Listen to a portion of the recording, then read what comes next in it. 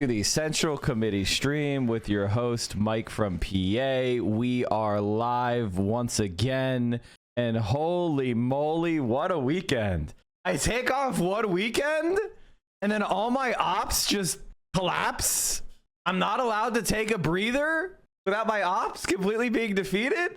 Chat, honestly, I should make I legitimately should make a list of all the content creators who have come after me. I should do it. It would be funny. We should do like a meme of like every content creator that I've struck down or who tried to take me out and was destroyed themselves. And what you'll find is that if somebody doesn't like me, it is the biggest pedo red flag of all time, because I think pedos don't like high masking autistic people. I think pedos realize that we have a strict moral code, and so we won't vibe with their shit. They can't bribe us or trick us into doing bad shit, and so they like resent us and hate us. It's like the bot shit. Like, who was the only big streamer who? Okay, not the only, but Hassan was the biggest streamer that doesn't have any bots. Like, if anything, his viewership went up, right? Like, so. I mean, Asmongold, what? It looks like almost 50% of his viewership was botted. Tectoad, it looks like 60% of his viewership was bots. No wonder they hate Hassan. He's doing it without cheating. So they have to do everything they can to make whatever real audience they do have despise the man, because if it was just based on merit, they would fucking fail. Of course they would. Central Committee and I are the kids that raised our hands and asked the teacher about homework. That would be wrong. That would be wrong. I have always been a little insurgent. I've always been questioning rules and art. And like, one of the lessons I never learned in school, and the only thing that saved me was my academic gifts, was teacher says so. I never, ever, ever, ever, ever agreed with that. And it was a big problem for me growing up. If they would be like, you need to do this, I'd be like, why? And the only way to like get me to be a person who was not annoying as fuck as a child was to explain to me why it needs to happen and have a rationale that made sense. Then I would comply. But if you just tried to use force, if you just tried to like dominate me and be like, nah, it's because I said so, I would never give in. But if you were like, well, I need you to do your homework because you need to learn how to read or whatever the fuck, I'd be like, all right, bet, homework done. But if you were like, because I told you to, I'd be like, have you ever seen a spitball that's made of 3 sheets of paper? Do you have autism? You sound like my son. The answer to that is I am not diagnosed with anything because I was born in 1984.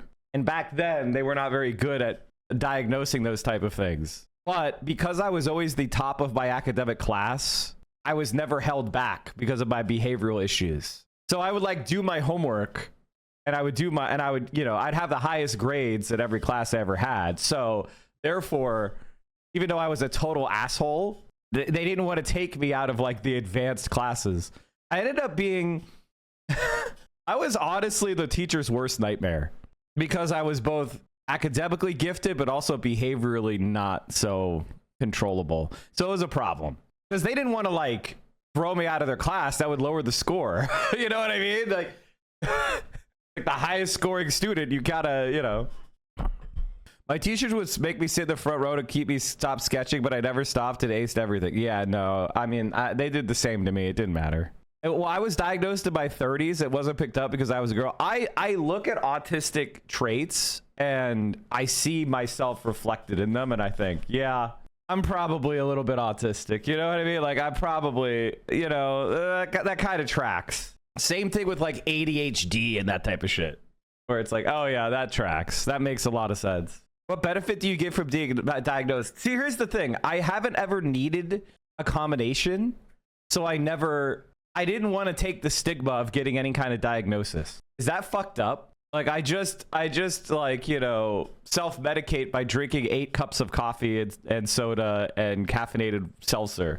But our society is just so stigmatizing of anybody who has any kind of diagnosed mental illness.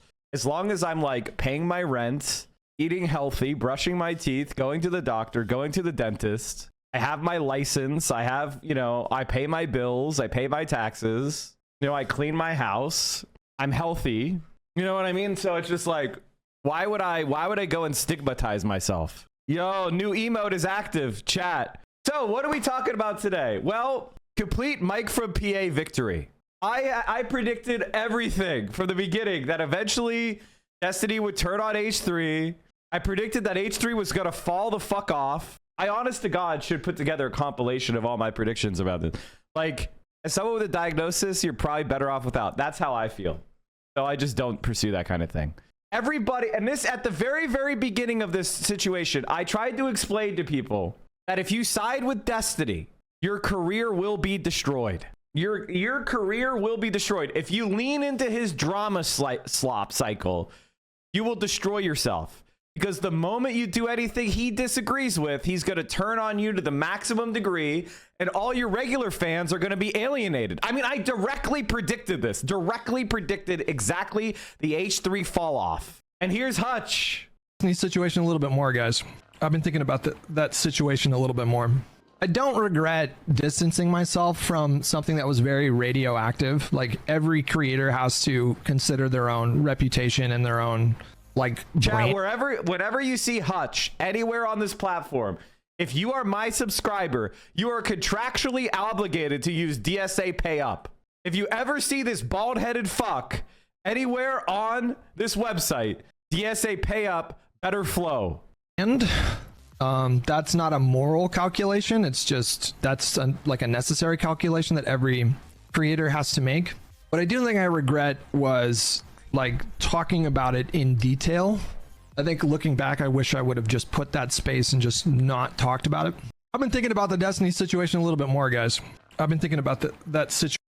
Destiny is 100% the most elite debater the left has. Faults it all. He's a fucking idiot. He's just shameless self-promoter. He's a fucking moron. He is a fucking moron, and he is a shameless self-promoter. And by the way, I see in the chat they're saying, can you please enlighten your viewers what's happening to the centrist Labor Party? It's collapsing. It has 11% approval, 69% disapproval. The party is splintering. A new left-wing party is starting. The Corbyn left is 2 members so far. What a huge movement. Corbyn got 70% of the vote when he ran for leader of the Labor Party twice. And he was betrayed by the centrist establishment who literally threw the election to conservatives. What you guys accuse the left of doing in America, which is fake, is something the centrist did to Corbyn in reality and handed the country to the fascist right. You stupid fucks. Like, everything these little rats say is projection. And Jeremy Corbyn and the new left party is going to dismantle the Labor Party. The Labor Party is going to be it's going to disappear. It's going the way of the dodo. It'll be gone. And if I have my druthers, the same thing will happen to the Democratic Party here. Do not compare Northern Lion to this man. Northern Lion is a goddamn champion. Northern Lion is an entertainer. Northern Lion is a philosopher. Northern Lion is a Canadian I respect. Do you know how rare that is? Do you know how rare that is? Father attacked after he left fish flopping on the ground. No, due to father? Angry vegans attack angler for leaving a fish to die? I try to stay apolitical, okay? But this headline, I will never read the story or watch the entire video for more context. This headline, I'm sorry, now I'm anti-vegan. Have you seen the stuff the vegans have been doing these days? They attacked a father. Not just a man, but a man who has a child. They attacked him. I'm assuming weapons or other blunt instruments. Ridiculous. I don't know which one's the vegan and which, because this guy doesn't look vegan to me. This guy looks also not vegan to me, but he might be vegan. You never know. A lot of bald people do choose vegan. I don't know. Fuck everybody in this image for now. You see what they're doing to us? Average political take from a non-political streamer. So, ladies and gentlemen, boys and girls, the drama, it's not just drama. It is something that you need to understand, which is this is the Destiny cycle. If you ever see a streamer supporting Destiny, this is the Destiny cycle. I'm going to explain it. 1, you get a short-term boost when you align yourself with Destiny. As Destiny is his small group of, say, 500 to 1,000 super diehards armed with bots swarm your channel. when you see the positive feedback and they chat and they interact ferociously, but it's astroturfing. It's not real support. It's not somebody who actually likes you. It's not people that are actually there to watch you. It's not people that vibe with you. They're there because you are a useful idiot for whatever project they're engaged in. And because they're so loud, and because they're unafraid of like hiding their true intentions, they'll lie and say they were a long-term fan of you. They're trying to manipulate you to continue to double and triple down on supporting Destiny. So you get that short-term bump. And because you're constantly getting positive feedback, your normal ways of getting feedback are polluted. You have to learn how to filter through this. And almost every single creator fails this step. They see Destiny in their channel, Destiny fans in their channels, boosting them and propping them up. So every time they support Destiny, the Destiny shitters boost them and promote them and say positive things to them. And so you get more and more locked into the Destiny drama cycle. But here's the thing. Your fans, your real fans, they're going to disagree with Destiny a lot because he's very disagreeable and his views are outside of the mainstream of the online left, especially people under the age of 45. He is a genocidal Zionist.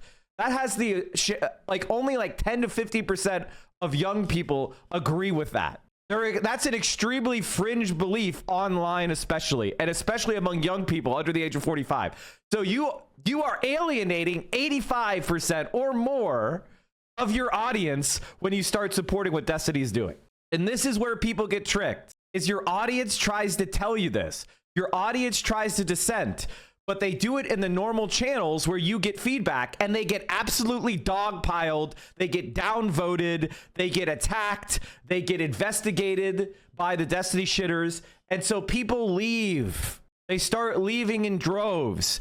And what it seems like the drama slop support level falls off. So now you're getting back to your normal levels of content support, right? But what you don't realize is the shitters are still there and a big chunk of your audience is already gone. The moment you start to positively associate with yourself with Destiny, your regular audience starts to leave in droves. But because you have the Destiny slop, they prop you up and it seems like you're holding on to your numbers. And this is where you really get fucked. It starts chipping into your hardcore base of parasocial fans. The ride or dies. They start to get disillusioned. They don't leave yet, but they start to get disillusioned and they start saying, hey, can we move on from this Destiny slop? Can we please stop talking about this guy? I don't agree with him, but bygones be bygones. And when people post that, Destiny's fucking astroturfing goes to work again. And they start attacking your long-term fans. Then they start attacking your friends for not being sufficiently pro-Destiny. And you could see this exact thing happening with H3 right now. It's now Destiny's fans who have infiltrated H3 are going after the crew. They're going after the crew big time. They're complaining. They're attacking AB. They're burying and downvoting AB. I wish I had these links ready. If I was a better streamer, I would have prepared ahead of time. But I'm a lazy big streamer now, and I think people are going to bring me links so I don't have to work. And the reality is that H3 is now in terminal decline. I mean, terminal decline. And I don't know if there's a way of fixing it because H3 is right about Destiny. Destiny is a fucking sex criminal pedophile with child porn that he shared with a bunch of other people in a way of smearing someone to get out of the fact that he also shared revenge porn of people against their consent. Another crime for which he's currently being investigated and sued for. So Ethan Klein, for the first time in his life, for the first time in the last 2 years, he's starting to have normal takes about child sex crimes. I mean, he has children. He's being he got investigated by CPS lately. He cannot be associated with child pornography. Mike, pull up Ethan's instant response to Destiny. I have to find it. But welcome, guys. I promise, chat, we're gonna do regular content, but we have to cover this. I'm sorry. We have to cover this because this is the result over a year of a harassment toward me, Denims, Frogan, Anissa, Ethan, Hassan, Vio, Raf, Capri Sun, like so many creators have been attacked by these fucking freaks. So we need to cover a little bit of these disgusting slop tuber fucks being destroyed. For God's sake, why could Destiny just not be like this? Bro, I made all those pro Destiny videos with my face in them. I reported Destiny to the police after he admitted in DMs with me that he's still holding on to sexually explicit videos of an alleged minor. I've never been in this situation. I cannot keep it private when someone admits this sort of thing to me. Willie Mac Show reported Destiny to the police because Destiny admitted in DMs that he had child pornography on his computer. And I replied to Drew Pavlov and said, you became a genocidal Zionist because you were chasing this pedophile's approval. LMAO. Now, talking about ratios is cringe, but goddamn, dude, like, fuck. You support Russia slaughtering Ukrainian civilians. Shut the fuck up, fat lard. My face when I weigh 165. By the way, I don't support Russia's invasion, and I have never supported Russia's invasion. In fact, I still have this. I still have the cube. I still have the fucking cube. I still have this ready in case we ever talk about the war. I have the cube. All right, let's move on. Let's get into the nitty gritty. Guys, today I bring you a breaking story that was brought to us from friend of the show, Willie Mack. Honestly, fuck this shit. I'd rather watch. I don't want to watch any Ethan stuff. I don't want to get sued for copyright infringement. Let's watch Hassan cover it instead. Brief moment here. Apparently, you hate to see besties go back and forth with one another. The thing about my haters are not haters for stuff that I actually do or say. That's what you guys need to understand. My haters do not give a shit. My haters do not give a shit about what I actually believe, what I actually do, what the actual truth is, what I actually say. And that includes my haters on the left and the right. My haters on the left just think I'm a white man sock dem who loves AOC. They have never watched my stream, right? That's literally true. Or they think that, oh my God, Mike is using Hassan to grow his channel, which they think is bad for some reason, even though Hassan explicitly wants me to do it, has told me that himself, promotes my stream regularly, considers me a friend. Like, but some people who are parasocial with Hassan think it's bad that I'm using Hassan to grow my stream. He wants me to. He told me to. I'm doing what I'm following Hassan's advice. Literally, I am following Hassan's advice. The first, he got me on the Twitch. Can we just stop with this? Anyway, hold on. Let's see here. It's like one of those things that, like, I do pay attention to when people criticize me, chat. Like, I pay attention to the criticisms. And when I do things that are fucked up, I respond right away. Hassan Piker, you know, the other top streamers around him politically are like all conservative. Yeah. He is truly like a sin eater for the world. I don't know how he doesn't freak the out at mainstream reporters being like, this one man stand against the force. The reason why, okay, the thing is, I have a certain way about me, which is I'm more harshly anti-liberal than Hassan. And so people that have a liberalism within themselves, and I do too, they don't like it. I'm also I'm more direct, and I'm not as soft and attractive as Hassan in a lot of ways. Like, I'm much more robustly focused on the arguments, and I'm angry, and I yell sometimes, and I don't suffer fools gladly, okay? Whereas Hassan is very much like open to people, trying to constantly like give people a million chances. He's focused on being very charming. He's like very focused on aesthetics. All those like things that are actually important, and I don't begrudge him at all. And you never see me criticize him for that because I don't have that in me. I wish I had that autism. I wish I had the hyperfixation on like working out and fashion and shit like that. It would only be good for me. I'm trying to create that, chat. I have a group of people in my life who, you know, all of them, except maybe a couple of them, and they are helping me level up. And you're going to be like, of course they are. But I'm focusing on building that kind of energy going forward into the future. You know, like I am going to improve myself as many ways as I can while still sticking to the core of what I am. I don't know, Mike, maybe try showing pit. Assad shaves his armpits, right? There's no fucking way he does it. He's a Turkish man. I saw those pits there. Where was the bush? He trims it. You lost 15 pounds so far. 15. I lost 35 pounds, chat. I lost 35 pounds. 15, 35. When I was living in Vegas, chat, I lived across the street from this Korean barbecue spot, all you can eat Korean barbecue spot that also included all you could eat sides. And Vio and I were like whales at a weed store. Not me. She was a whale at the weed store. Okay. I'm a lightweight. I do a 10 milligram edible and I'm good. Okay. And so I would take a 10 milligram edible and I would hit that Korean barbecue and I plumped up like a balloon. 10 milligram only lightweight. Yeah. I'm a lightweight for weed. Don't call your partner a whale. Yeah. So true. Good point. And I plumped up. I got a little jolly little belly. Ethan Klein, when a guy he likes is outed as having CSAM, while Vanilla May says she doesn't like his merch. Okay, chat. I want to show you Ethan Klein's messaging to Steven. Now, before we read this, Ethan Klein has been denying knowing knowing Destiny. Ethan Klein has been denying knowing Destiny for years. This is what he used to say. Is there a compilation of all the times he said he didn't know Destiny? You should see if you get into Chad Vice. I don't need advice. I don't need advice. Like, guys, I don't know how to tell you this, but I don't need Chad Vice. They meant to give advice? No. I'm not. You have to have credibility, chat. See, the Greeks understood this very well. You need ethos, pathos, and logos. In order to be on Chad Vice, one must have ethos. Ethos basically means credibility, right?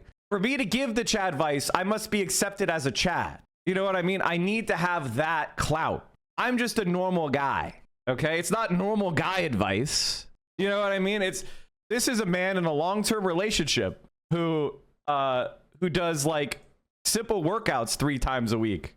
I mean, sure, this would be much better than what most of you have, but it's not Chad Vice, okay? It's not normal guy. Hey, do you want to have a normal, well-adjusted relationship advice? It would be like how to become kind of happy advice, which for you guys would be an upgrade, no doubt. I think the problem with Chad Vice is they're Chads. What the fuck do they know about the problems you guys have? I should go on Chad Vice to get advice on how to become a Chad from being a normal happy guy who's never had a problem dating to leveling up to Chad level. That's the person who should go on Chad Vice.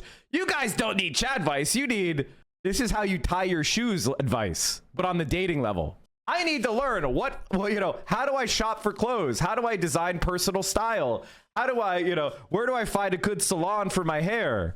Should I hire a personal trainer? I'm the one who needs Chad Vice. You motherfuckers need regular advice. Your advice is like wear deodorant, brush your teeth, learn to talk to people, practice small talk, get a hobby, walk around every day, go on a 20-minute walk.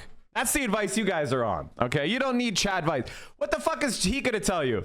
He's gonna be like, okay, when you're in the VIP line at the club, make sure that you wink at the bottle girl. Like, what advice is Hassan gonna give you? Make sure you don't wear boots with heels because when you're 6'4", you're already really tall and you're gonna intimidate most women. So make sure that you're wearing flats so that you don't tower over her too much. Like, what advice is Hassan giving you? When you squat 450 pounds, make sure the day before the club you don't go too heavy because it's hard to dance with sore legs. Make sure leg day is at the beginning of the week and do arm work on Friday so you have the pump when you hit the club. Like, that's the advice Hassan has for you, okay? When you're dating a supermodel, you need to understand that she's going to be dipping in and out of town because she has to fly around to Milan to do her fucking her photo shoots, and you need to learn how to be flexible. Like, what the fuck advice is he giving you? Corrupted save. Thank you for the 5 tier 1s. Jealousy doesn't suit you, Mike. That's not what jealousy means. Jealousy is when you have something and you're afraid of losing it. Envy is when you look at what somebody else has and you covet it. This is really important that we correctly use these words because people are using jealousy to mean envy, and we already have a word called envy, and you already know it. So please use envy when you're talking about envy, and use jealousy when you're talking about jealousy, you motherfuckers. Chat, Mike is doing a bit. Calm down. Yes, I know I am doing a bit, but I'm also not. The I Don't Know Destiny compilation. Let's go! Snap Crackle, you fucking king. He draws everything back to Destiny. I don't know him. I've never talked about him on the channel. It was like October 10th or something last year. Yeah, that's after the Leftovers breakup. No, I don't remember. I think it was around then because people were typing a lot of crazy shit. And I think I either sent a message of support or something like that. But I think he sent me like 2 messages back. It was like we've exchanged like 4 messages in our entire lives. I don't know him. I've never talked about him on the channel. Destiny, the streamer. Destiny, it's Destiny, and Ethan Klein. It's Destiny, and Hassan's arch nemesis, Destiny. No, Destiny's not a socialist. Apologies, this is the Destiny subreddit, but it is what it is. That's not even all the ones I've talked about. That's the old one. Here's the one from 7 months ago.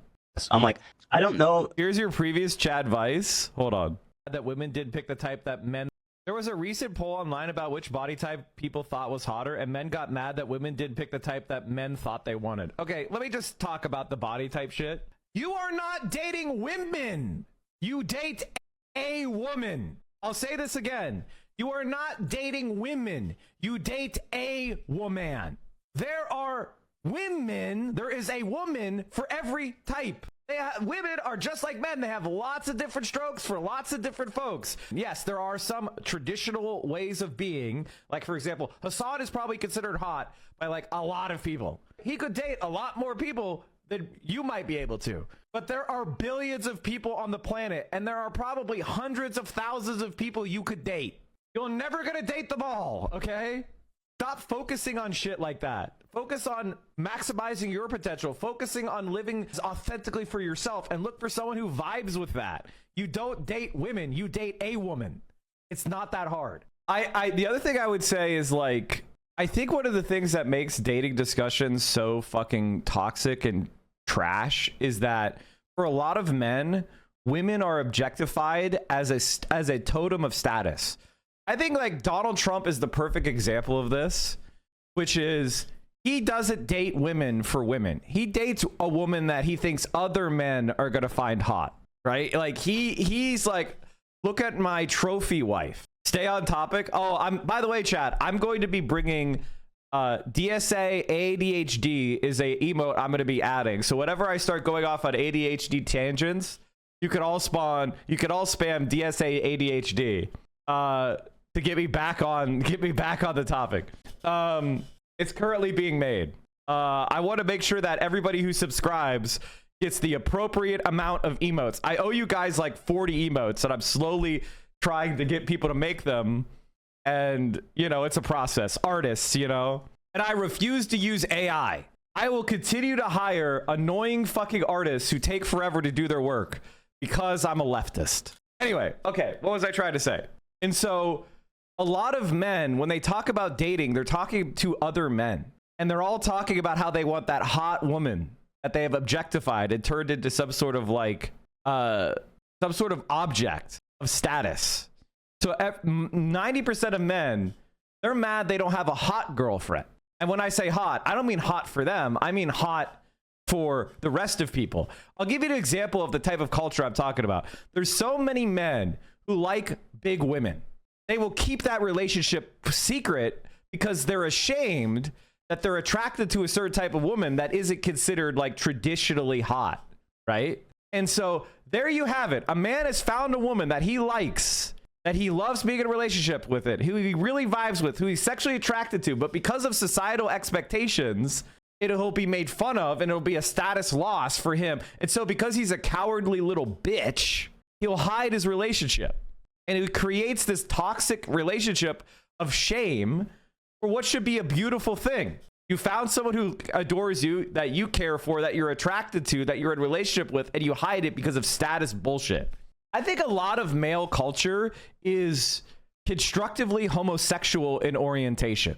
It's this like social game of getting the approval of other men. Once you figure out that you do not give a shit about the approval of other men, it is the biggest level up you can make to actually being happy as a man in our society.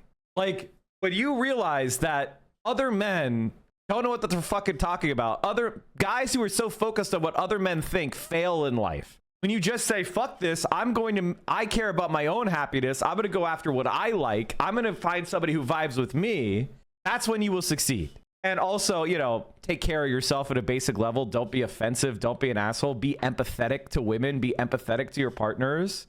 And don't be afraid of being hurt. I think this is the biggest piece of advice I could give you is like, I think kind of my form of autism, like I was always an outgoing autistic person, which is that I didn't care Like, I wasn't scared of social situations. I just went out there and I was my unhinged self since I was a young kid. And I think that luck, the fact that I was just capable of tanking disapproval and just going on and being myself and attracting friends and attracting relationships, you know, that's like, ultimately confidence is the ultimate cheat code. Authenticity and confidence. Because the more you put yourself out there, as I said, different strokes for different folks. There's a lot more people out there that might vibe with you than you think. And there are elements of you that are attractive in ways that a lot of people discount. I think being funny and being intelligent, I think online, especially with Gen Z, is supremely underrated. Gen Z, there's been this kind of like fascist aestheticization of the dating discourse in Gen Z, especially, where it's all about like mewing and your aesthetics and your jawline and all this shit. It's like women, like a lot of women don't care about that shit. Or if they do, it's secondary to other stuff. So all in all I can say is it's not that hard. But that being said, it's not that hard from my point of view. I'm somebody who, like, the thing about me is I've got a lot of stories. I've got a lot of life experience. I've got a lot of skills. I've got a lot of confidence. I've got a lot of, like, I just know how to take care of myself and the people around me. And I know how to, like, make experiences. And I'm not afraid. And I have the resources to make it happen. So that's probably, I'm in a different tier than a lot of people that are just starting out dating. And it's not to say that I'm like the super hottest guy and all women want me. I know that all women don't want me, and I'm cool with that. I've made peace with that. Emotional intellect is key. If you can process and reflect on your own emotional state, women find it super appealing because it makes them feel safer to talk to you. I just like talking to people. I just enjoy talking to people and asking them their shit. You know what I mean? Like, as somebody who talks for a living, if you tell me you want me to talk, I will never stop. I never become nonverbal. So, but I like to ask questions of people to like draw them out of their shell. Also, you need to encourage people to stop being afraid to fuck up. Here's the thing. I agree with that completely, and I fuck up all the time, but I still hang back sometimes because I don't want to look bad or look like I'm fucking up.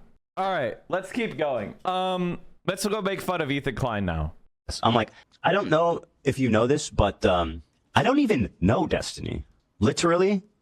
You'll see, it's quite a thing, the desperation to somehow make me a Destiny. In their minds, are like, no, he's Destiny. Well, he's been the nemesis of Hassan's community for a long time now, and I will take the baton. I wouldn't say it's so much about looking bad, but you also don't want to make the other person uncomfortable in a bad way. This is actually my kryptonite is what I think I made somebody else uncomfortable. That's what people make fun of me for, because I'm super sensitive about making anybody else uncomfortable. That's what is the thing that bothers me. Like, if I feel like I'm making you uncomfortable, then I'm like, that makes me embarrassed. And if I'm with someone and they're not vibing with me, that is we're done. Like, I'm very sensitive to how the person is vibing with me. And the moment a person is not vibing with me, I'm like, okay, bye. Okay, bye. ADHD is assuming everyone thinks you're annoying before you say anything. Okay, we're done with this topic. We're making fun of Ethan Klein. We're starting from the Ethan Klein shit from the beginning. And we're going to just talk about this now. ADHD done. Chad Vice, I didn't watch it, but I think Vanilla Mace, like, without watching it, and I swear to God I didn't watch it, I think Vanilla Mace used to be an exotic dancer, right? Or a stripper, right? I feel like whenever I've made friends with anybody who is in that industry, one of the biggest skills they have is actually empathy. They're like kind of like a therapist. And they know how to read people, and they know how to like cut right through the bullshit, and they know how to like take stock of someone like that. Like, they can see what your vulnerability is. They can see your emotional state. They can see your volatility. They can see like if you're kind or if you're cruel. Like, they know how to make very good snap judgments and also give really good empathetic advice to people. That's been my experience. Maybe I've just been blessed to only know left-wing sex workers. I don't know what a right-wing sex worker would be like, but so I feel like Vanilla Mace has got to be a Chad Vice staple. And I honestly would want to hear more her advice than Hassan's advice. You know, like, honestly, she's probably more in touch with the regular folk. If I'm being totally like, Hassan's advice is like, okay, listen, you have to buy Economy Plus because you're so tall. And when you're in Economy Plus and your knees still hit the chair in front of you, you know, just blush and say, gosh, I could never fit into these seats. Like, that's Hassan's hitting on advice. Yo, let's be real. Hassan is flying first class. I think Hassan used to fly coach. It's Austin Show that got Hassan to fly first class by giving him points so he gets upgrades. Because first class, I'm going to be totally honest with you, chat, is the most overpriced shit on the planet. It is the most overpriced shit on the planet. If you're just buying it and it's only worth it if you're like, what you should do is you should pick a major carrier. If you fly a lot, this is the hack. You pick one major carrier, you get their credit card, and you use their credit card to buy their tickets, and you level yourself up until you get to like 1K status or like the higher tiers, and then you get upgraded like every time you fly. You could buy tickets with points, and like that's the secret. If you fly a lot, it's very straightforward. You got to be on the frequent flyer program. You got to get that, and that's how you do it. And that's what Austin Show does. So he gives his friends upgrades by booking their tickets with him. And then he uses his points to give them upgrades. So you buy that economy ticket with Austin Show. He uses his points because he has such a high status. You get upgraded first, and boom, you're flying first class without paying first class ticket prices. Don't fly climate change, bro. You deciding not to fly is not what's causing climate change or what's going to fix climate change. You know what will fix climate change? Building high-speed rail. You know what's going to fix climate change? Changing our entire electrical system and our industrial system. That's what fixes climate change. Like, flying is like what? Like 1 to 5% of total climate emissions? It's like nothing. We need to actually structure our society around hyper-abundance that's energy-based, that's green and clean and renewable. That's why I like... So, all right. Making fun of Ethan Klein, I swear. We're done yapping about random other shit. Ethan Klein, we're doing it. Ethan Klein... Destiny Civil War discussion beginning. He draws everything back to Destiny. I don't know him. I've never talked about him on the channel. It was like October 10th or something last year. Yeah, that's after the Leftovers breakup. No, I don't remember. I think it was around then because people were typing a lot of crazy shit. And I think I either sent a message of support or something like that. But that is not. I think he sent me like 2 messages back. We've exchanged like 4 messages in our entire lives. I don't know him. I've never talked about him on the channel. Destiny, the streamer. Destiny's Destiny, and Ethan Klein. It's Destiny and Hassan. Hassan's arch nemesis, Destiny. No, Destiny's not a socialist. Apologies, this is the Destiny subreddit, but it is what it is. That was 10 months ago. This was 7 months ago. I'm like, I don't know if you know this, but I don't even know Destiny. Literally. You'll see, it's quite a thing, the desperation to somehow make me a Destiny. In their minds, they're like, no, he's Destiny. Well, he's been the nemesis of Hassan's community for a long time now. And I will take the baton. Pass the baton. It's time to pass the baton, my friend. One of the things that's really insane is like, I don't know Destiny, literally, Ethan now. And this is what's really crazy. This is where it gets really fucking crazy. Steven. Now, this is what he posted after Destiny gets exposed as a literal sex criminal who has been purchasing pornography of an underage individual, who has been trying to solicit sex from an underage girl across state lines, which is a felony, who took absolutely no attempt to verify the age of someone who is very apparently underage. This is what h3h3 posts. He's more sympathetic to Destiny right after he gets exposed as an open and notorious pedophile. Look at the way he treats Steven. Steven, you are a very smart and funny guy. I've been following your career for a long time, since you were cleaning carpets in between StarCraft 2 games. I saw you transitioning to streaming full-time, which, as someone who was also working a 9-to-5, I found really inspiring. It was soon after that I took that same chance on myself, inspired in part by you to become a full-time creator. Later on. Okay, he's saying that Destiny is his personal inspiration for becoming a content creator? I found really inspiring. It was soon after. By the way, Destiny at this time was famous for being dog shit at StarCraft, but screaming racial slurs at his teammates. He was not a pro. He never won any tournaments. He was never super high ranked. He was never like dominating StarCraft 2. He would cheese people, and then when it would fail, he would scream racial slurs at them. That was his entire community. It was soon after I took that same chance on myself, inspired in part by you, to become a full-time creator. I don't know Destiny. When he's attacking Hassan, and Hassan is pointing out, wow, you're just attacking everybody who doesn't like Destiny. I don't know who Destiny is. I have nothing to do with Destiny. Meanwhile, here he goes and takes a sponsorship from Destiny's podcast co-host and best friend. But now Destiny gets exposed as a pedophile. H3 finally says something, and now suddenly Destiny is the inspiration for his career? Later on, I came around to your political streaming content, a genre you pioneered. No, he didn't. No, he fucking didn't. Majority Report had been streaming political streams on YouTube since what, 2015? 2014? Destiny didn't pioneer shit. People have been doing politics online. They did blogs. There was the blogosphere. There was something called Netroots. There was all sorts of political streamers and content creators. Destiny didn't fucking... What the fuck are you talking about? Like, what the... TYT did political streams. Majority Report. The blogosphere. There's a... Oh, what's that other guy? Fuck, there's another old head. Who's the other old head? He's in DC. He's been streaming for years and years and years. Not Mark Merritt, although Mark is one of them. There's Kyle Kalinske. Tom Hartman, thank you. Tom Hartman literally met with Bernie Sanders on whether he should run for president in 2015. What the fuck are you talking about? Genre you pioneered. The only people who believe this are literally Destiny superfans. People who know literally nothing about politics. What the fuck are you talking about, man?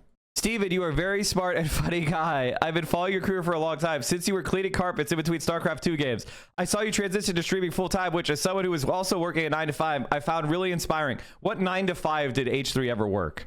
What job did he claim? I don't believe this motherfucker has ever had a real job. I don't believe you. I don't fucking believe you. Later on, I came around to your political streaming content, a genre you pioneered. You've had such a long and accomplished career that anyone would be extremely proud of. I am genuinely sad about the great potential that you had and for what was thrown away because vices took over your life. As a parent, you know the implications and ramifications of chatting with a 15-year-old.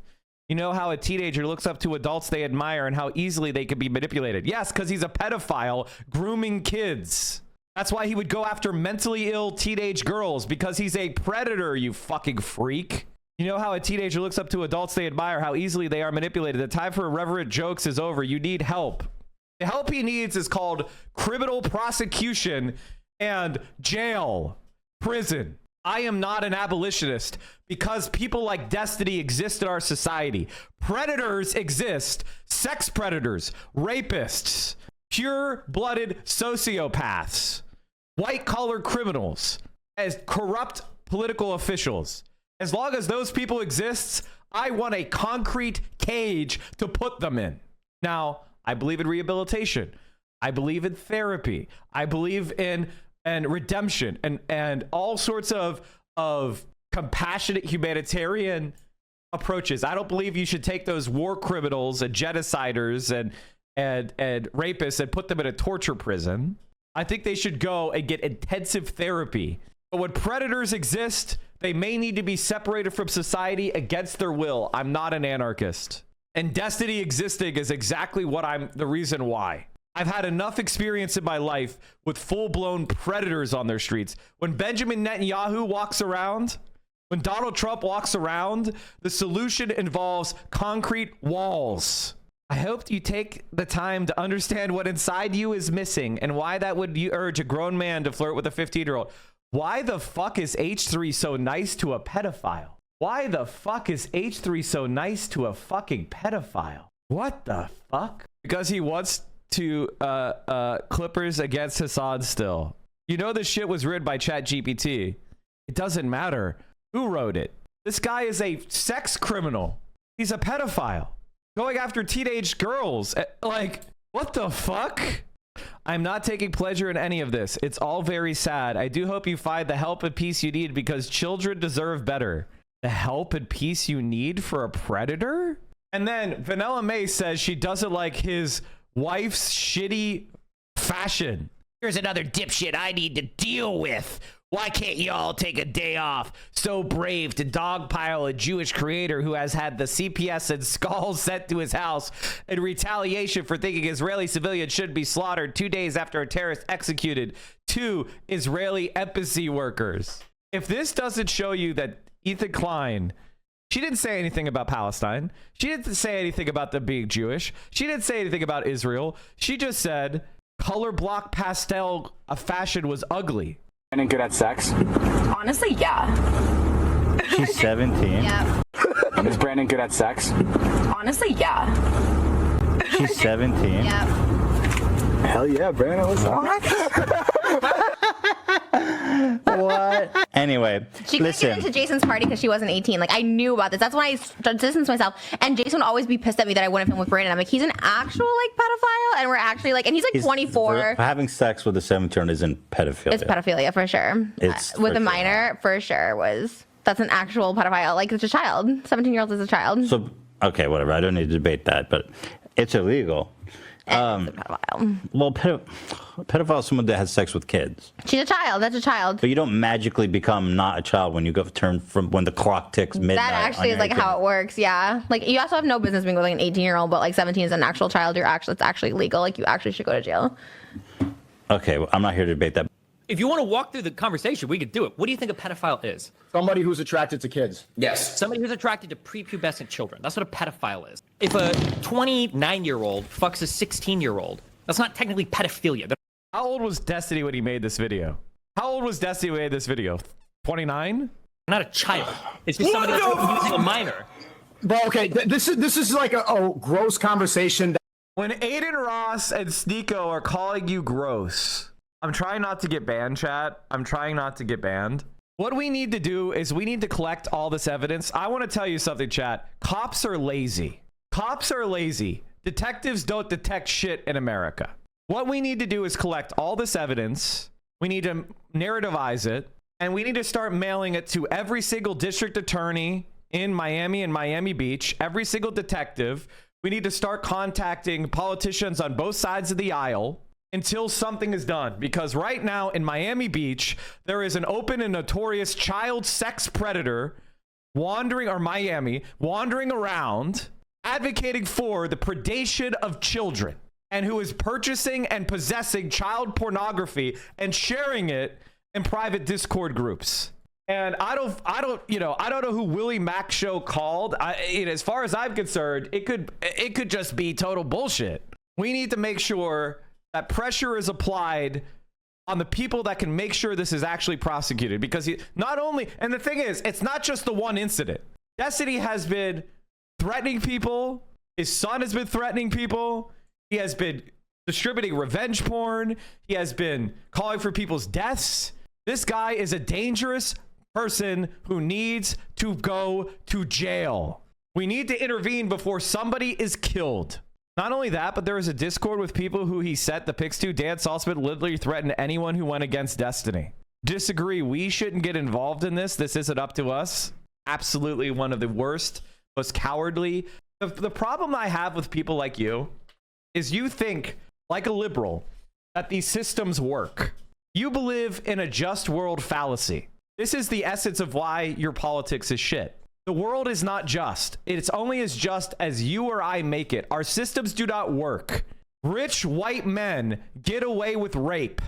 They get away with abusing kids because people like myself and yourself, people that have a platform, people that have power, don't hold them accountable. Being silent is rape culture. That's what it is.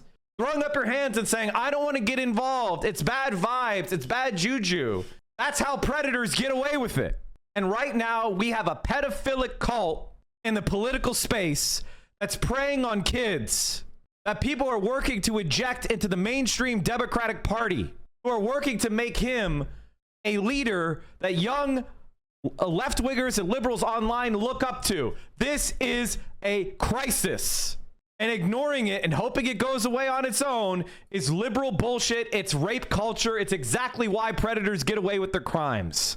That like infects a lot of people's mind with garbage. Yeah, but some states it's 16. But it's not It was just on CNN 2 weeks ago. In California. 17 is not pedophilia. That's amazing. Amazing.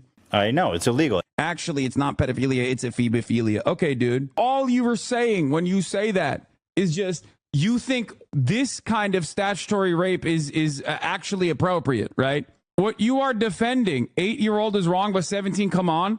The statement that you're saying right now is, you know, you wouldn't fuck an 8-year-old, but you would definitely fuck a 17-year-old. Why are you publicly admitting this? Why are you voluntarily revealing this about yourself? Ethan Klein. What the fuck is wrong with you?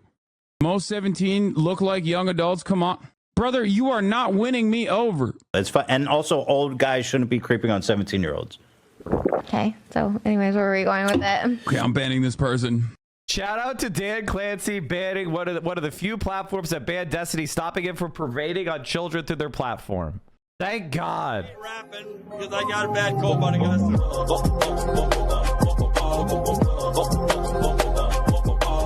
And by the way, chat, you can see the difference. Yeah, there is a massive difference in morals, chat. A massive difference in morals. Hassan, the reason why so many of these people hate Hassan and I is because if you brought up how a 15 or a 16-year-old was hot like Destiny, we'd be like, get the fuck out of here, man. You disgusting creep, you fucking pedophile. We would fucking come down on you on a ton of bricks. And they are predators, and they don't like that shit. They want us to be okay with it. That's why so many people that attack us turn out to be pedophiles, because we don't tolerate any of that kind of shit near us. Brief moment here. It's like the joke. What does Vosh think about the AOC? He wants it lowered. Apparently, you hate to see besties go back and forth with one another. Old friends of the show fighting one another. It turns out Destiny and Ethan Klein are actively duking it out in the marketplace of ideas. I'm just watching from afar. Streamer Destiny tweets video of h3h3 podcast host Ethan Klein reacting to hearing his mother and father being 16 and 21 when they first sealed the deal. Ethan, when he finds out his dad was also a pedophile, sad face. Buttons are open. Oh my goodness, I was 16 years old here. Wow, look at you guys here. Dad's 21 and I'm 16. Dude, if that happened today, bro, you would not. Oh, I know. Trouble. I know. 21 and 16. Well, you know what? I was more mature than he was. Well, I believe that. I actually do believe that. But look at her. I mean, she San looks Francisco. like she just came off the cover of 21 and 16. Were you guys having none of your business? The fact that Ethan Klein finds out that his mom was really young and then immediately starts asking her about sex is the most pedophilic, Oedipal reaction you can possibly imagine. What the fuck? I have never. Can you imagine asking your mom about that? Let alone doing it on like a stream watched by tens of thousands of people. What the fuck? What? Let's fucking go. Did you guys, Not seal till the deal? She was 18. Yeah. Not until she was 18. We were in love. Almost. Oh, you lie. That's so crazy. Yeah, you could not do that today. I mean, no. That would be just like, whoa there, buddy. Yeah. And it's just like a very weird way to argue when you're being called a pedophile. Like, because like Ethan called Destiny a pedophile because he was, in the process of procuring CSAM from a 17-year-old. No, not in the process. He did. He had the CSAM.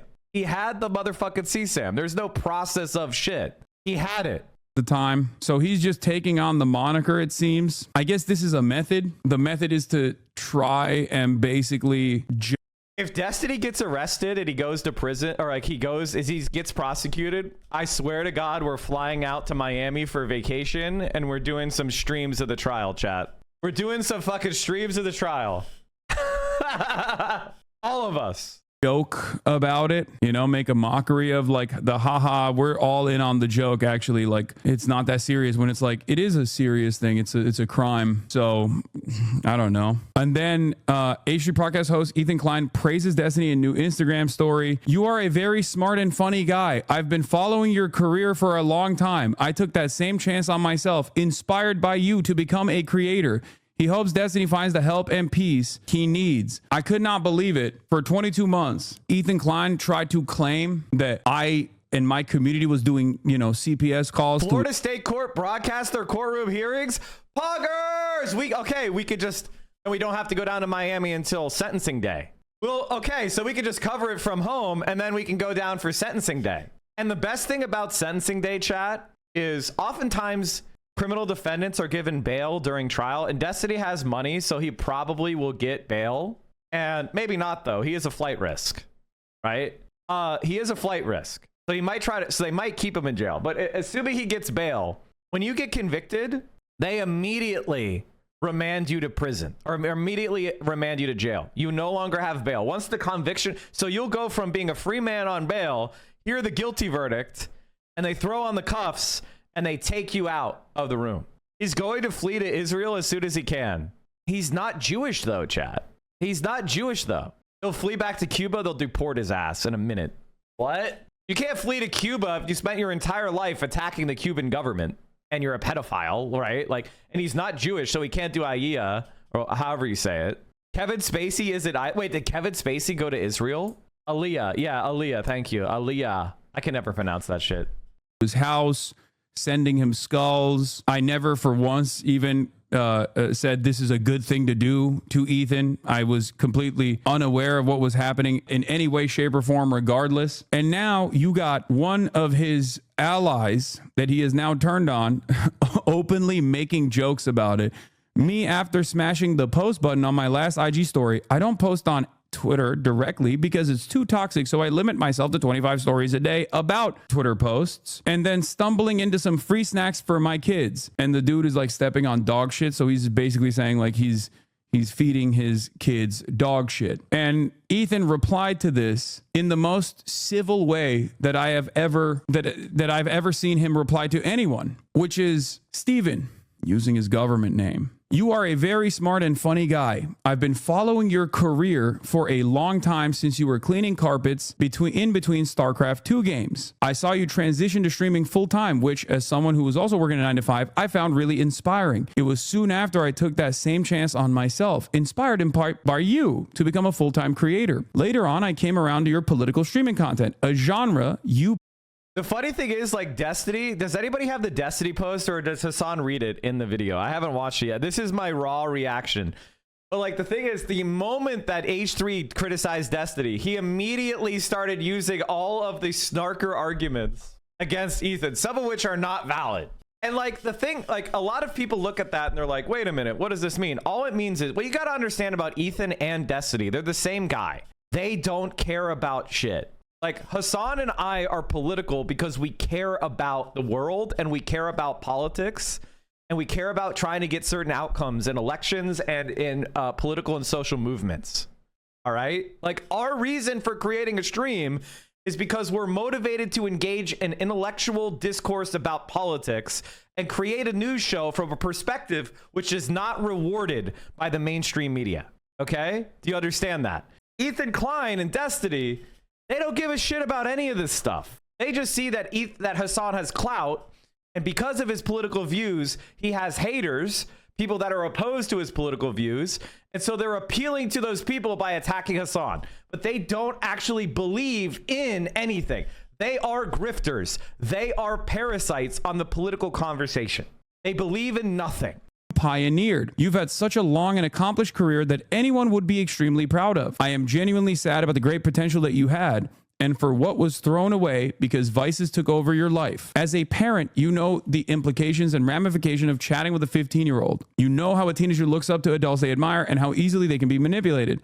The time for irreverent jokes is over. You need help. This is a long pattern of sexual deviancy with teenagers. I hope you take the time to understand what's inside you is missing and why that would urge a grown man to flirt with a 15-year-old. Destiny said he'd defend Vosh and his lolly consumption if he wasn't an enemy of his. Yeah, I know. It's incredibly funny. Like, he doesn't give a shit. Destiny doesn't care about anything at all except advancing himself. And if you like that type of person, I think you personally suck shit. Like, you're personally dog shit. If you look at Destiny and you're like, yeah, I want to be in this community about a guy who's a fucking music school dropout, pedophile, failed StarCraft streamer, couldn't hack it in the casino industry, never created anything of value, is unintelligent, doesn't know anything about public policy or politics, and you're like, yeah, I want to be with this guy. You deserve everything that's coming to you. The guy is fucking trash. He has nothing redeeming about him whatsoever. He's not even a good debater. Yeah, I have the tweet. Thanks, guys. I don't know where the 15-year-old came from, by the way. Is there like a new thing that dropped? I am not taking any pleasure in any of this. It's all very sad. I do hope you find the help and peace you need because children deserve better. Now, what's fucking insane about this is that if you're in this community, you knew this already, right? That Ethan was a fan of Destiny and was getting his notes from Destiny's community. Destiny's community had like infiltrated Ethan's community and became like a useful tool that he used because they love cyber stalking people and have sophisticated smear campaigns that they can apply to. Ethan did not write this post to Destiny. He wrote it to Destiny's fans. He is giving them an out to just be his fan and said, not that it'll work, but it's my assessment. You're absolutely right. And the thing is, like, Ethan Klein is falling off hardcore. And this is the reality. This is the reality that we have to deal with. Like, Ethan Klein is losing his fans. He's losing his fans. His videos can't even 147,000 views on his anti-kick video, 166,000 views on his anti-Hassan video, only 205,000 views on his Little Tay OnlyFans video, 163,000 on Casey and Denham's lawsuit, only 200. Like, this guy used to get 500,000 consistent. He used to get millions. It looks like he's deleting these videos. These lives are getting almost nothing. They used to get at least 500,000. They used to get 1 million. If you scroll back far enough, these VODs used to get 800,000. Let's go back to leftovers. It won't take us that long, but just free scroll his videos. Here it is, 1 million. His Colin Ballinger video got 2 million. When was the last H3? Leftovers still up, by the way. 730,000. Regular podcast 2.2 million. 1 million. Leftovers 665,000. 822,000. Hassad is leaving leftovers. Clickbait 740,000 leftovers. Like, look at this, millions and millions. All these videos would get 1 million. Leftovers. Daily Wire host calls for eradication of transgenderism. 1 million. We act out our fan fictions. 1.2 million. 1.7 million. Like, look at the podcast. A terrible video is 643,000. Now we go to today. 300,000. 400,000. 417. 409. 338. He is dying. I think Bad and Panada's assessment is correct. The amount of views they get is not sustainable with the current size of the crew they have. I honestly think that h3h3 is going to be financially insolvent within a couple years. Unless they make significant and severe downsizing, both of their personal expenses and their crew, and they close down Teddy Fresh, they may actually lose everything. If they try to maintain everything, if they try to subsidize these businesses, he's going to go bankrupt. Like, Teddy Fresh used to have like 30, 50 employees. If you go on TikTok, it's fucking dead. If you look at their viewership, I mean, they're now down at like 15% of what they used to get. They're down 100% from a couple months ago. And now they're just posting videos instead of lives. The blind versus and deaf challenge nearly broke us. 85,000 views. Death threat only got 200,000 views. Ethan becomes a cowboy. 185,000 views. Guys, there's no way this video made money. How many members of the crew are there in H3? How many members of the crew are there? It's going to drop even more. DGGers are celebrating. They can stop watching him now. I mean, the funniest thing about Destiny, and the thing that makes me happy, is now he's finally given us something that he can never spin out of. You don't spin out of messaging, having child porn. You can't ever spin out of that. He could have probably spun out of all the other scandals he had. People could have been like, that was old. But you can never spin out of this. He's finally given us exactly what we need. Thank fucking God. You can't be like, I'm sorry, I didn't know, I used a trope, or I used a slur, I apologize, I'm listening and learning. You can't do that about CP.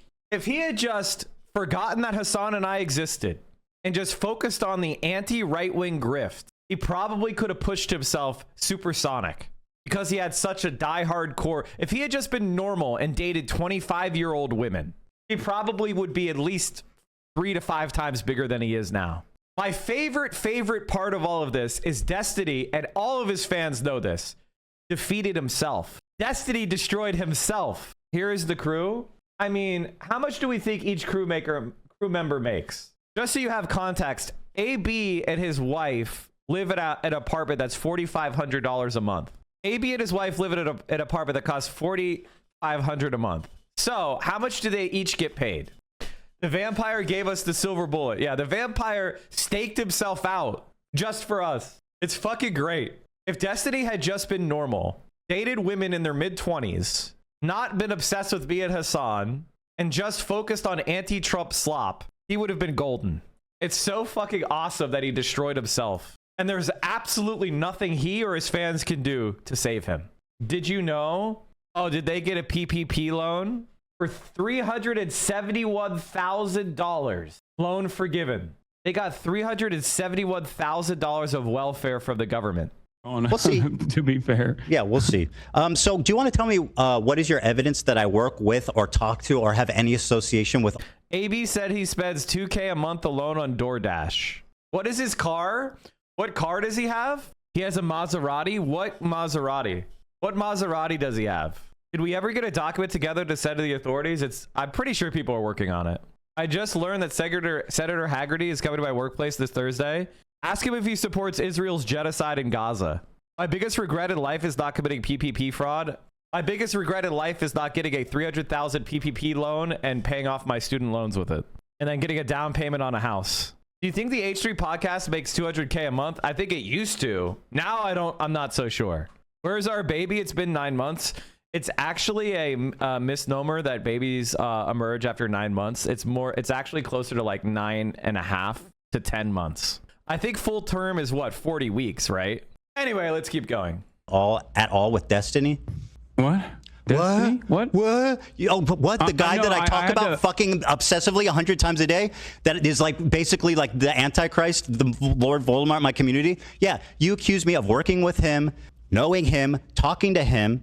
What is your evidence for that? So yeah, I think that is not a ridiculous fucking claim to make at all. It's actually insane. And it's a really convenient way of discrediting me when I've never spoken to, I think worked you're doing with, talked about Destiny in my life. I don't need to bring that up. It's a really nice way of... By the way, Destiny says they have talked prior to this. So the thing about Ethan Klein, and it's something that you guys need to understand, is like, if you have morals, it's going to cause you friction in your life. If you have like beliefs, if there is something that you care about, if there's a moral code or beliefs or just a sense of right and wrong, it's going to cause you friction in your life. And a lot of people just cave. They avoid friction. They avoid conflict. And then they rationalize it later. If you are a principled person, it's going to cause you friction in your life. And so if you're going to be a principled person, you must build up an army of people around you.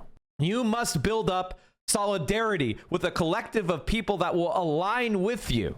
That's the only way to punish sociopaths like Ethan Klein. Ethan Klein and Destiny, they don't give a shit about anything but what's in their own benefit. They believe in nothing. They have no moral values. They stick to nothing.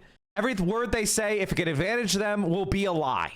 And so that is what makes the left the left. The reason why the left exists is what we've realized is that the vast majority of people are good people. They just don't know their own power.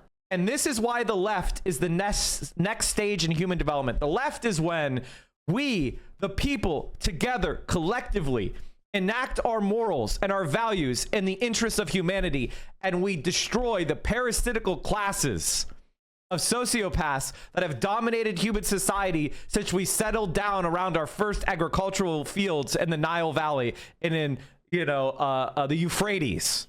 It's when we build systems of interlocking accountability and transparency. That is the next step of human evolution. Capitalism is the final form of domination. And personalities like Ethan Klein, personalities like Destiny, they thrive under neoliberal capitalism. And so it is up to you and I to enact our will that the world not be like that anymore. That moral values and humanitarianism guide the future. And so I need you to stand up and join me and fight shoulder to shoulder for a better world, which involves holding these people accountable. And you need to start shaming people that are openly supportive of Destiny or Ethan Klein or any other Zionist. It has to be socially unacceptable to be a freak. It needs to be socially unacceptable to be a sociopathic liar. You know what? I think you're hallucinating, buddy. I think you are you pulled a meme from his subreddit once. And there was a guy in your Discord that's also in his Discord. I think you're hallucinating. No, I didn't say any of those things. You sound fucking unhinged, dude. Are you crashing out, Hassan? Ethan, I didn't. Hassan, are you crashing out? I gave you. Do you have friends who are aware of the condition and can help you get the help you need? Okay, Ethan. You're delusional. I think it was like, I don't even know when. It was after October 7th when Hassan's chat was like spamming insane shit. And By the way, chat, like the whole Ethan Klein Hassan fight largely was fed by Destiny's community raiding Ethan Klein's subreddit and spamming as much anti-Hassan and anti-Hassan community propaganda as possible at Ethan. And Ethan would scroll his Reddit community from all of the brigading Destiny fans, and he would crash out over the post that he found. And the fact is that Ethan Klein is a Zionist, and he was very uncomfortable with the fact that Hassan's community was a canary in the coal mine of a turn against Israel that was the consequences of Israel's genocide in Gaza. He wanted to be able to posture himself as pro-Palestine, understanding as an Israeli citizen that the government of Benjamin Netanyahu and the government of Israel was structurally inclined to deny Palestinian self-determination. So he wanted to go online and posture as being pro-Palestinian, while at the same time understanding that the structures of Israel and its apartheid made that impossible. And when October 7th happened, those contradictions were exposed. And all the fake pro-Palestinian two-state solution people, the progressives but Palestine, have exposed themselves as the genocidal apartheid supporters that they are. And so the illusion of being pro-Palestinian has crumbled. Did you notice the lack of cost from those clips? Yes. I went over it on stream, and I think Ethan DM'd me and he asked me, he was like, wait, where did you get the chat message from? And I told him, I think this might be 2 years ago. Yeah, these are so, but I think Ethan is like so desperate to get away from the Destiny controls me narrative that he decides to do his little unhinged bullshit on a stream. So do you think H3 might pull back on the anti-Hassan hate now? H3 lost 10k subs in 24 hours after making the Destiny video. Also, the H3 Reddit has a civil war because the Destiny community is spamming anti-Ethan and crew posts. Oh yeah, that reminds me. That's one of the funniest things that I saw is like Destiny's community basically going on the H3 subreddit and downvoting the crew and attacking the crew. And apparently a bunch of the crew joined in laughing at Destiny during the video. Whoever Destiny's enemies are. What's so crazy to me is that throughout this last 22 months, I kept saying, hey man, it kind of feels like you're using a lot of these talking points that you're getting from a nefarious community. And Ethan kept saying he didn't know who the fuck Destiny was. He had no connection to Destiny at all. And what's wild to me is that he only acknowledged how much he loves Destiny after it came out that he was trying to procure child sexual abuse material.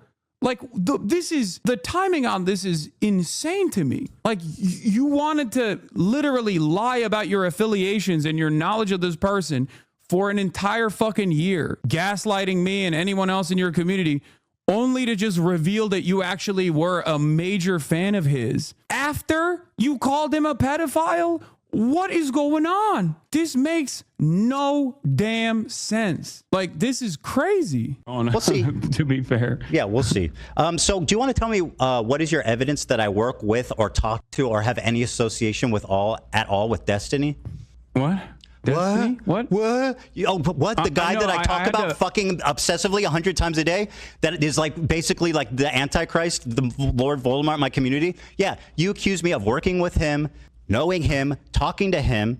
What is your evidence for that? So yeah, I think that is not a ridiculous fucking claim to make at all. It's actually insane. And it's a really convenient way of discrediting me when I've never spoken to, no, I think worked you're doing with, enough talked to about Destiny in my own. What's so crazy about this is that after this conversation took place, he took one of the last remaining advertisers that the H3 podcast has is Destiny's second in command, like Destiny's podcast co-host. Like he's been getting all of his notes from Destiny's best friend. His entire community has been infiltrated, and now they're attacking Ethan for once actually calling out Destiny. It's crazy. How do you not see it? You fucked your own life up. You fucked your own career up. You fucked everything up. Bro, I don't need to bring that up. It's a really nice way of you. You know what? I think you're hallucinating, buddy.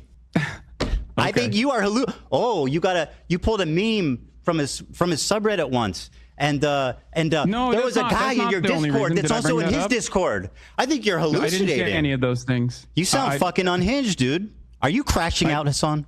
Ethan, I didn't. Hassan, are you crashing out? I gave you. Do you have friends who are aware of the condition and can help you get the help you need? Okay, Ethan. You're delusional. I think it was like, I don't even know when. It was after October 7th when Hassan's chat was like spamming insane shit. And I went over it on stream and I think Ethan DM'd me and he asked me, he was like, wait, where did you get the chat message from? And I told him. Didn't people prove multiple times that h3 was directly asking the desk community for specific Hassan clips? Yes. It's been well proven at this point.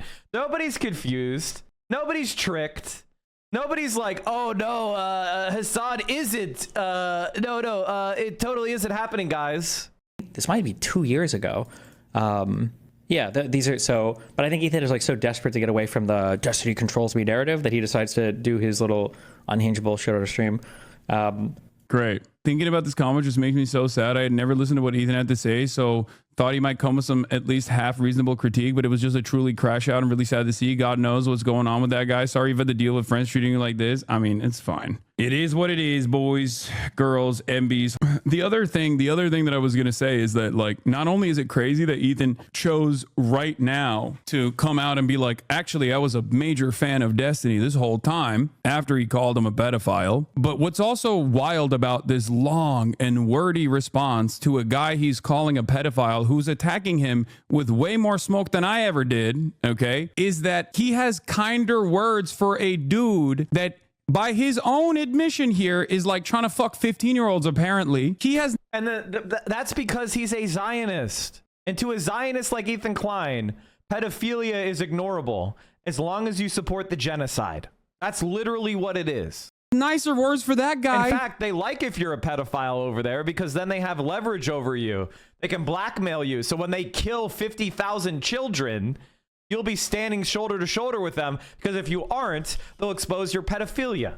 Than he does for people who have told Ethan, hey man, what you're saying kind of sounds like you're pro-Israel. Sorry for the repetition, chat. I should have just watched this video from the beginning, because of course the best clips are already included. Maybe you should reconsider saying things like Sorry this. about that. That is the point of inception. I hate when you get this repetitive, but it's all right. We're not going to be repetitive, I don't think, going forward. Where our communities diverged and all of a sudden Ethan decided, like, I hate Hassan. He is responsible for everything that's ever happened.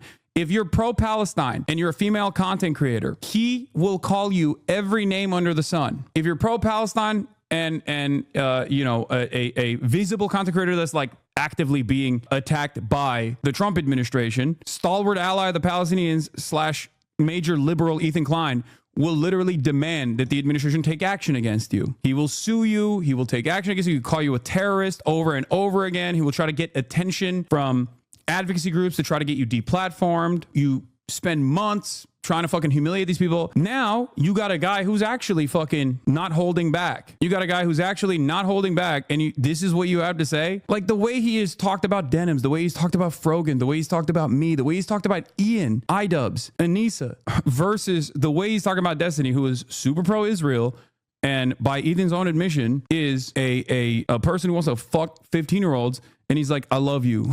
You're the GOAT. You're a huge inspiration. You inspired my career. I'm so sorry. I'm so sorry that I ever even actually attacked you. It just blows my mind. I mean, all that's left in his audience are these years. Yeah, I know. And it's clear. It's clear that that is like the last lifeline that he has designed for himself, which is ironic because, like, it was very obvious. The warning signs were there. He just didn't want to see it because he was getting hug boxed, and they just like literally completely overtook his community. And now you look at his like subreddit, which is where Destiny thrives and his community thrives. They either like directly take over subreddits or they actively work within the confines of existing subreddits to basically use it as like a promotional tool. And now his own community is actively criticizing Ethan.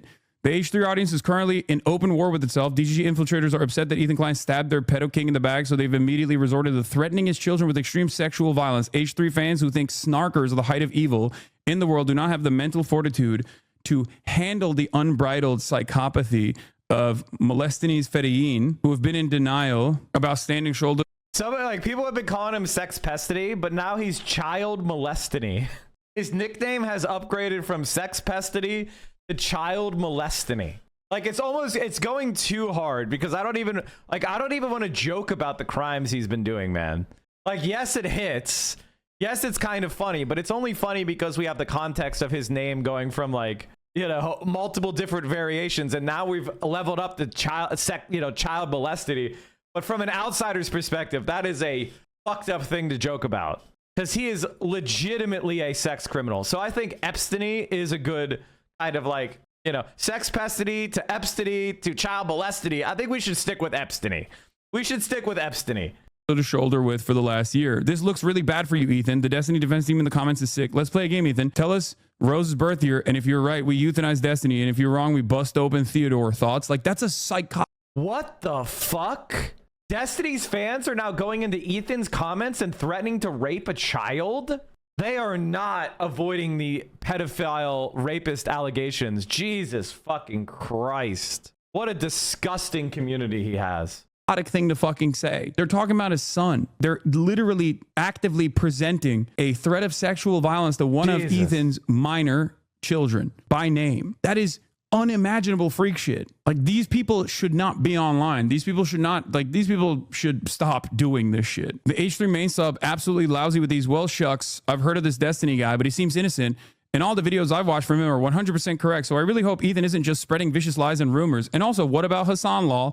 Like, his whole community is blasted with people who are like, I don't really know who this Destiny guy is, but he seems awesome and maybe a bit misunderstood. And they're just like duking it out with one another now. The Destiny incident is exactly why live shows are important. I watched the VOD on Destiny today, not knowing anything about the situation prior.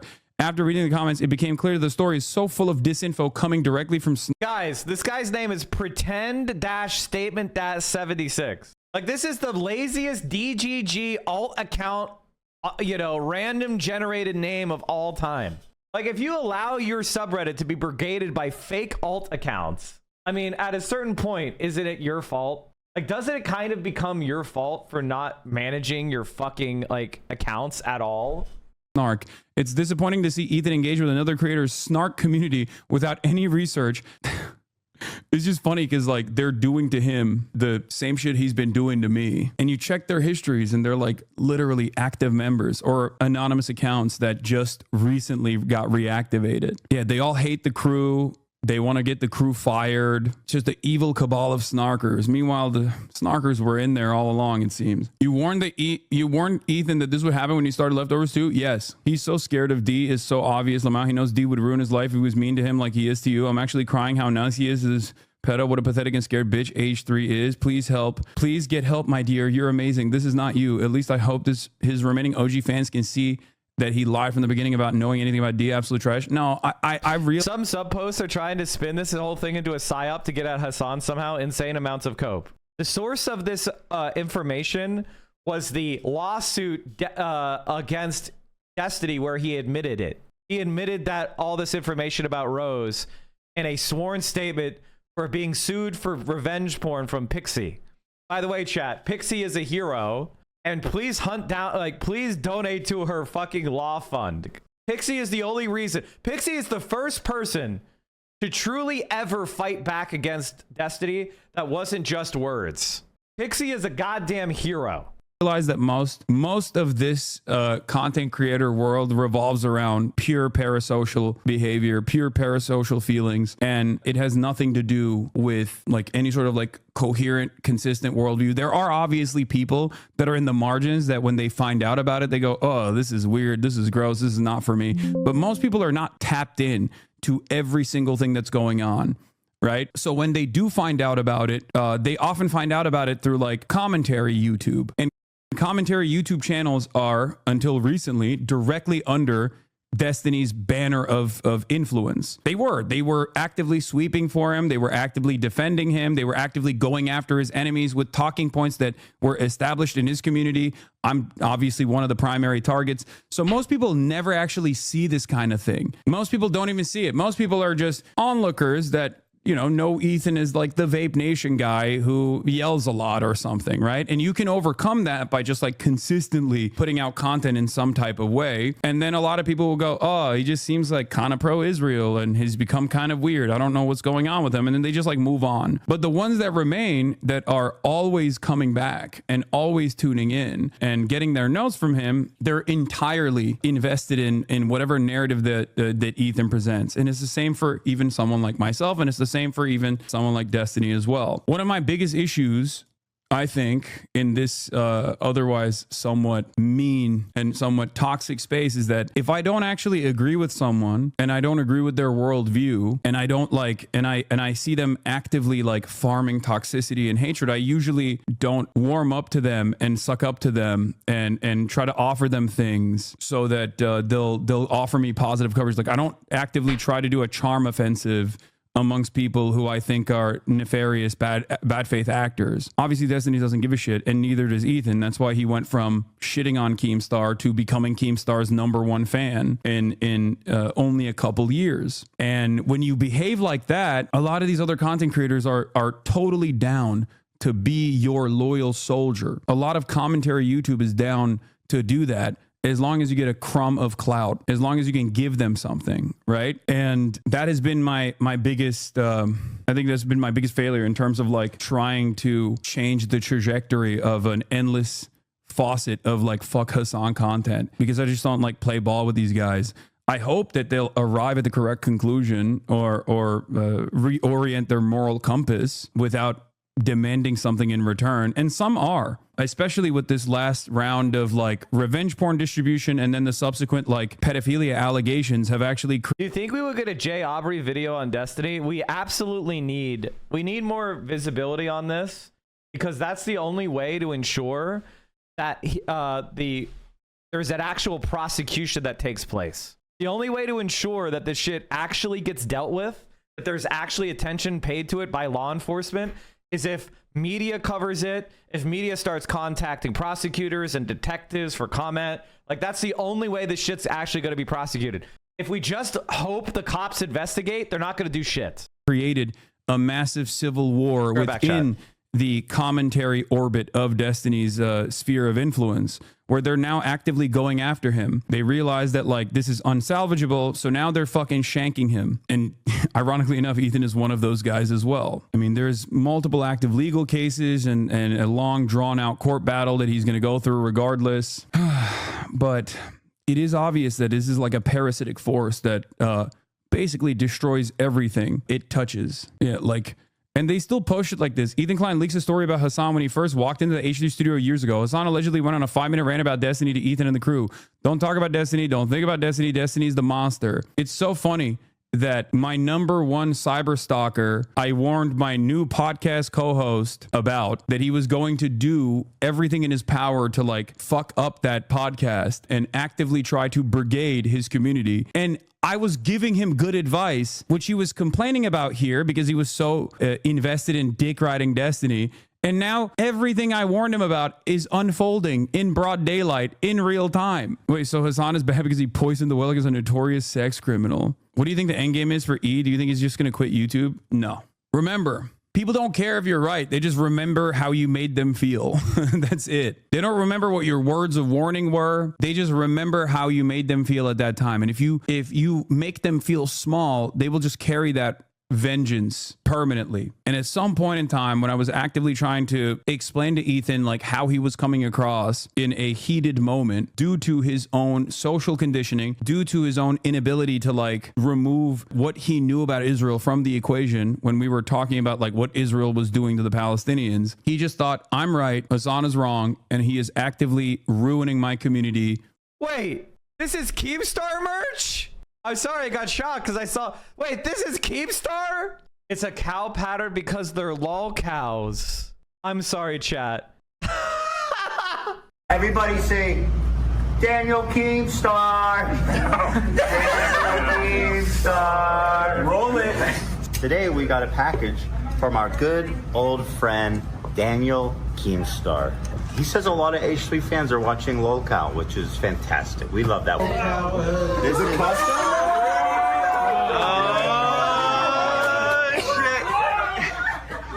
Oh my god, we are in the upside down.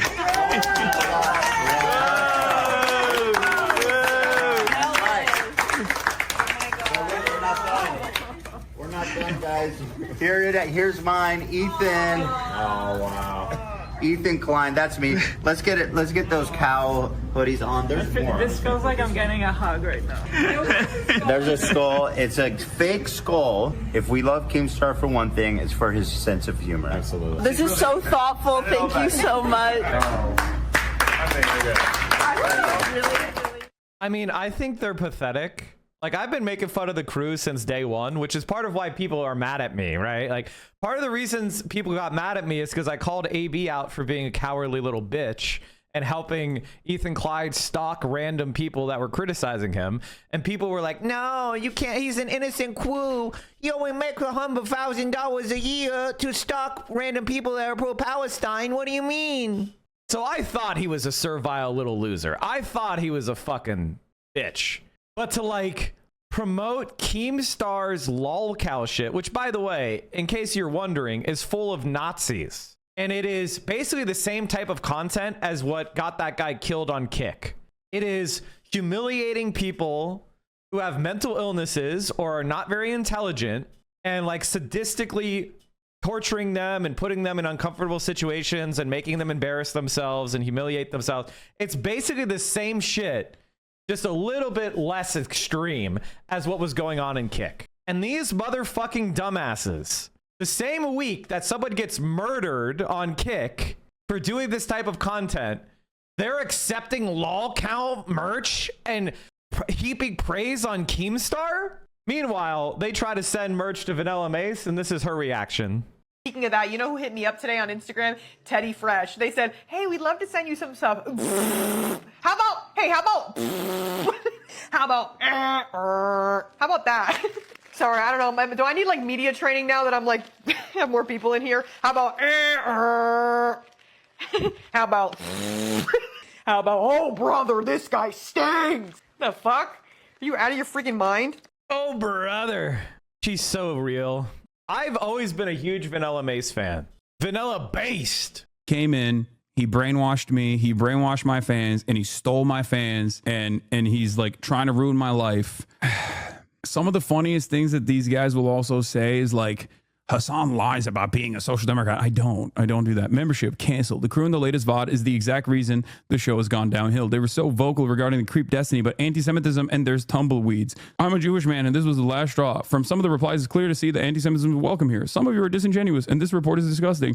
Reddit reached out as one of you said, you are concerned that I may harm myself. Edit, calling me a Destiny fan and a snarker couldn't be further from the truth. And the people calling me have their profiles hidden. That says a lot. Our silence means something. iDubbbz was clowned on this for this statement and rightfully dragged by not just Ethan, but multitudes of other creators for it is a statement that is rightfully being used against him and Anisa, blah, blah, blah, blah, blah. Anyway, so they're now actively in direct conflict with one another and they're in a heated battle with one another. I'm sure eventually they'll turn the crosshairs back to a guy that they hate more. Can you give a 2-sentence summary of who Vanilla Mace is? Vanilla Mace is a TikTok superstar who does cozy lifestyle content for the girlies. So she goes around and she will, visit unknown spots in LA, like food and pastries and chocolatiers.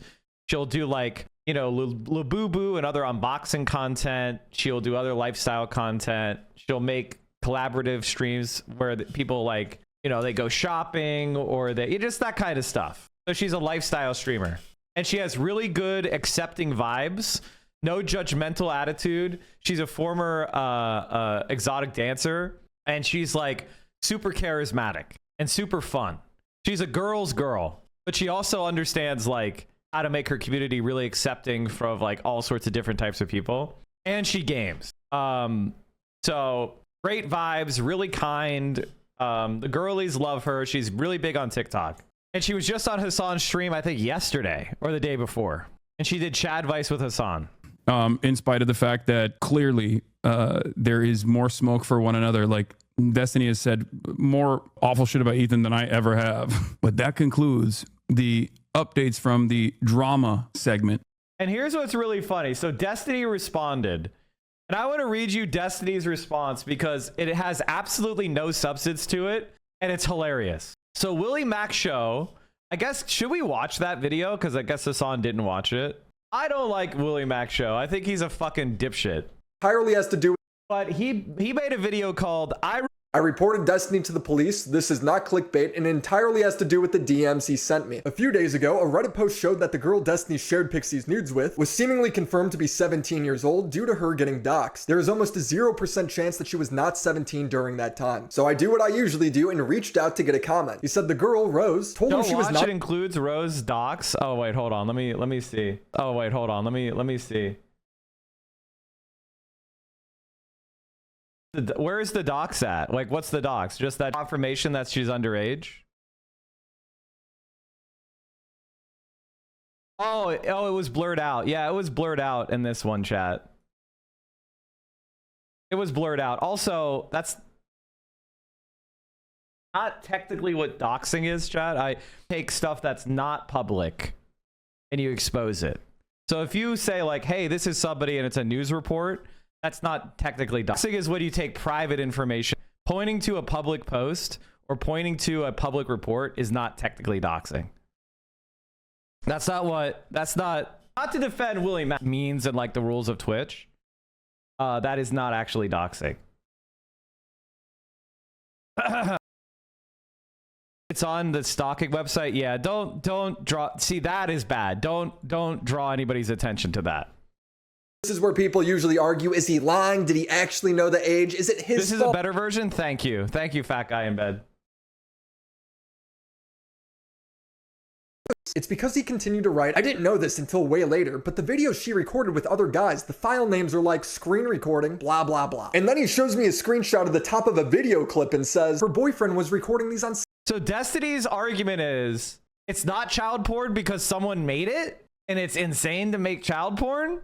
To me because he's saying she's of age now. Yeah, no shit. So what? Rose's boyfriend recorded CP while sending me a screenshot of the alleged CP. So I asked to confirm if he just did that. If you were sending me this, I'm guessing you still have that video. Destiny replies, depends on why you're asking. But yes, I created copies of all of our messages and everything when that court case started. Just to be clear, he's admitting to having alleged CP downloaded on his computer. He literally has the video open as I'm talking to him. I go, bruh, there's been allegations at least since my last video that she was underage. And you still have potential CP of her? He replies, I have an obligation to preserve relevant evidence, etc. So I created backups of all of the important / relevant. Okay, by the way, creating backups implies he had it already. And by the way, possessing child porn doesn't go away just because you delete the video. Like, you can't have child porn and then go, oh, I deleted the video, therefore I don't have it anymore. No, you possessed it. If they can confirm that you had that material, then you violated the law. And the violation doesn't go away just because you deleted it.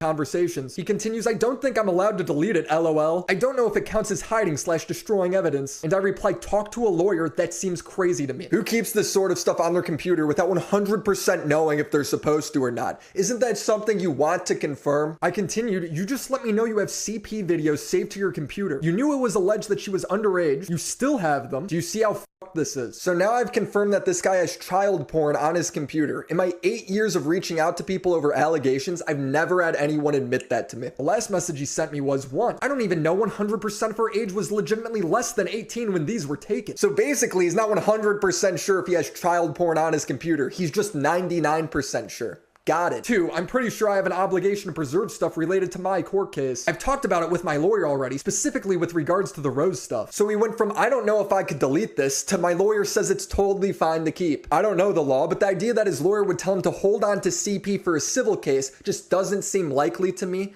I don't know. LawTube can figure that out. 3, if something were to come out of this, I don't know if I'd want to wipe everything and not have something to turn over to the authorities. If hypothetically, whenever a political creator is about to give a hypothetical, you know you're about to hear some weird shit. If hypothetically her boyfriend or whatever was actually trafficking her or getting her to fuck other dudes on video for him, and if there was ever some kind of investigation into that, am I hurting the chance of looking into him by deleting all of this stuff? Oh, so now the reason he's keeping the CP is because of a hypothetical criminal case that he is not pursuing at all. Okay, maybe these reasons are legally sound advice that came from his lawyer. Maybe he's lying and just saying anything to make it sound better to me. I don't know, I'm not a lawyer. I just know this guy's admitting to having CP in my DMs, 60 gigabytes according to him. Seriously, how does he know the amount if he doesn't have it? Also, how does her boyfriend being in the wrong somehow make Destiny in the right? It makes no sense. For all he knows, her boyfriend could have been 17 as well. Dude, you were 33. I reported this to the police and recorded my interactions and calls with the detective.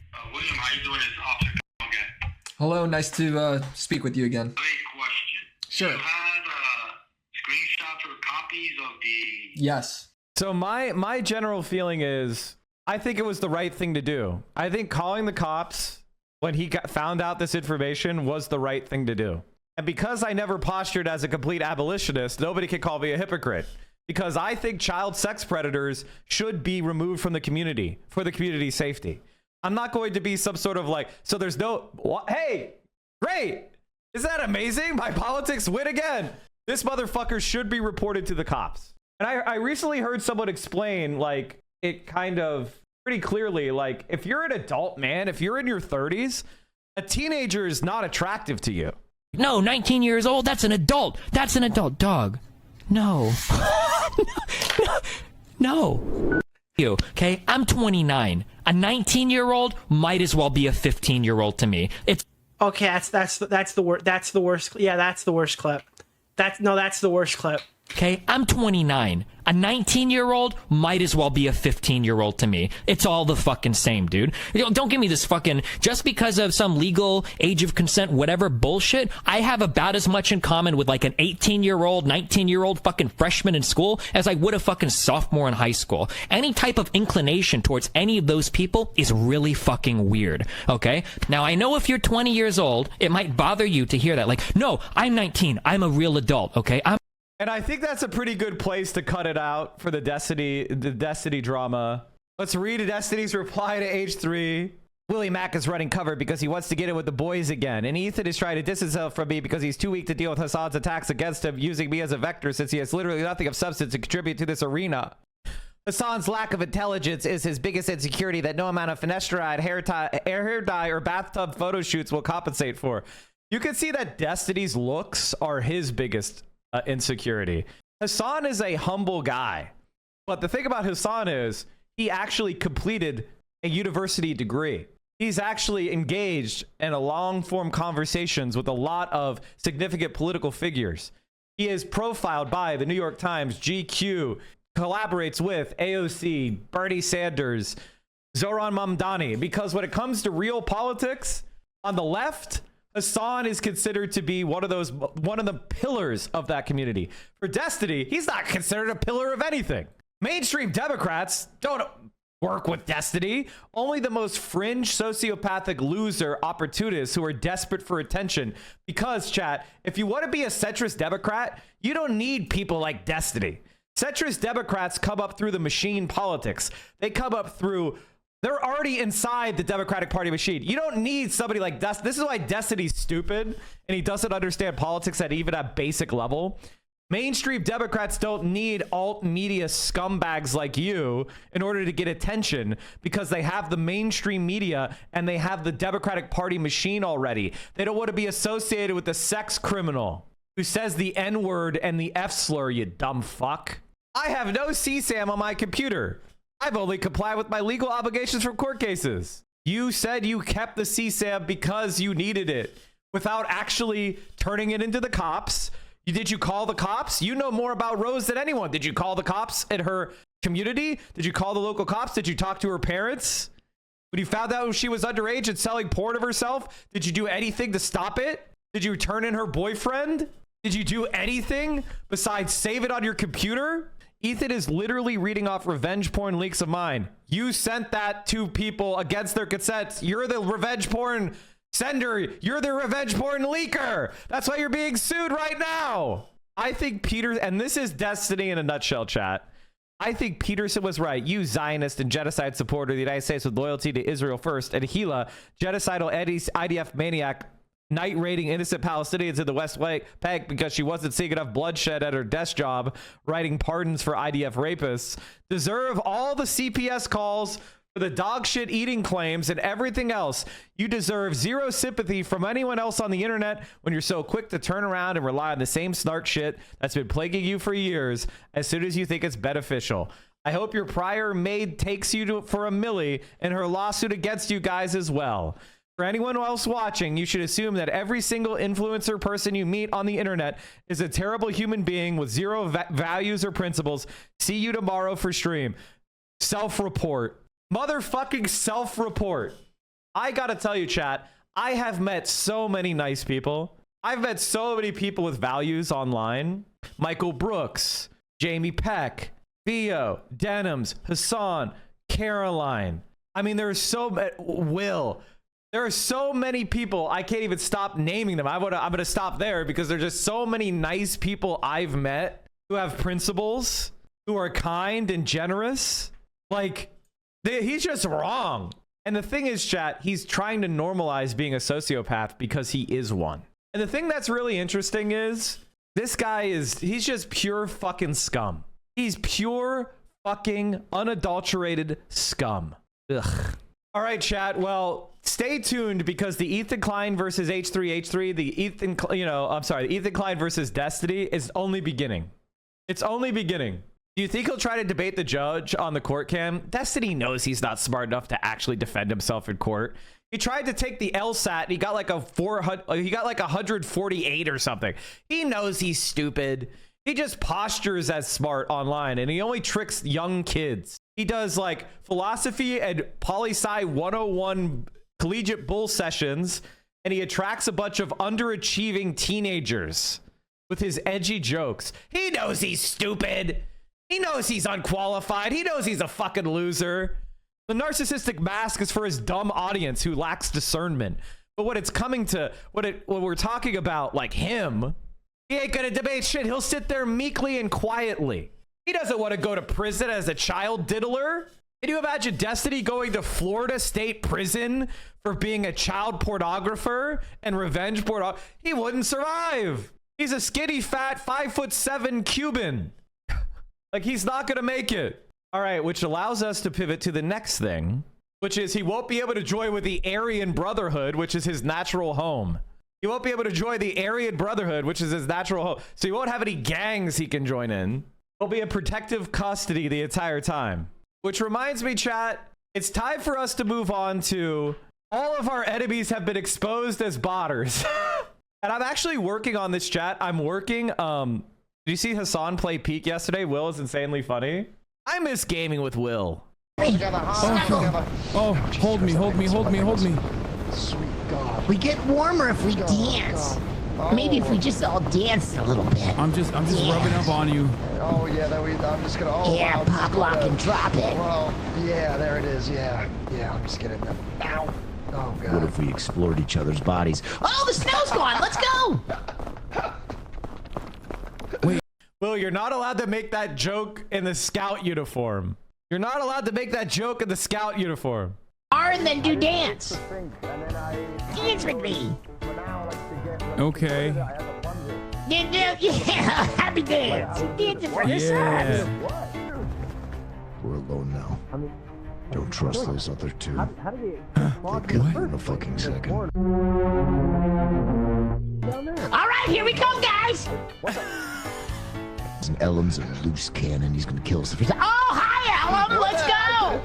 No, guys. We just got to. If we kill him, we can take everything he's looted. Right? Think of him as a human chest. All right. Everything's gonna be fine. Eat him. I don't know what Timmy. you're talking about. Eat him, Timmy. Eat him. Caroline was trolled so hard at Will by Will and Andre one day. That's the origin of Timmy Game Guy. I don't feel out here. We have to make hard decisions. Do you fucking hear me? God, chat, the deep Mike lore was the Nesua, Mike, Will, and Margot COD streams. The Warzone streams. That was the peak pandemic content. It was me, Will, Nandre, and Margot. Peak COD content. What happened to Margot? She's an international supermodel. The pandemic ended. The pandemic ended. She went back to modeling and acting. Who is she? Here. She was named after like a French winery. You know Margot? We've been friends for 20 years. Of course. Do we have any clips? Taro Lorenz has got a clip of you for saying the pandemic ended, Omega lol. Guys, this is who we're talking about. Do we have any clips of us gaming? What do you care? The Margot gaming. She was cool as hell. But alas, when the real world came back, she left and went back into the real world. Do you want to live? I don't know. Mommy and daddy again? Going on? Then pull up your fucking big boy pants and let's go. Hi, we made it to the first spot. Hey, Hassan, you feeling hungry at all? No, maybe a little bit. Here you go. Oh, Cookies. oh my God, that's delicious. Oh, fuck. I didn't mean to do that. God damn it. Fuck. They used to. Oh, Cookies. oh my God, that's delicious. They used to be called Samoas, but they decided that name was racist. Good job, man. Timmy, If you want to go, guys. thank you for the samosas. Don't call them that anymore. Well, They're called non-race specific sugar cookies. that also, I will admit, tastes a lot better than fucking beans on toast. Take it. I can still hear you. Some say that it is a friendly deity that we pray to. And others say that it's a Machiavellian beast from beyond the stars. Hold me, hold me, hold me, hold me. Sweet God. We get warmer if we dance. Maybe if we just all dance a little bit. I'm just rubbing up on you. I'm just gonna. Oh, Yeah, wow. pop, lock, and drop it. Well, yeah, there it is. Yeah, I'm just gonna. Ow. Oh God. What if we explored each other's bodies? Oh, the snow's gone. Let's go. Awesome, dude. I haven't played Peak yet. Is it good? What's your take on the samosas? Okay, here's my general take. I'm too old to have a take. I'm too old to have a take. Once you hit 40, you don't know what's offensive anymore. Like, I legitimately don't know what's offensive anymore. Honestly, I have a lot of problematic beliefs. I have a lot of toxic masculine beliefs. I see a lot of guys and I'm like, and I scoff and I'm like, you know, like, and there's no way that I'm ever going to move on. You know, like, there's no way I'm ever going to, like, I'll try to change. But as far as I'm concerned, they've stopped producing, like, my most right-wing take is that the people that talk the most about masculinity are the least masculine men in the world. Like, and I don't know how to fix it. I don't know how to fix it. Mike, new weekend stats dropped. Asmongold rank 10. Link. So that reminds me, let's go on to the next topic.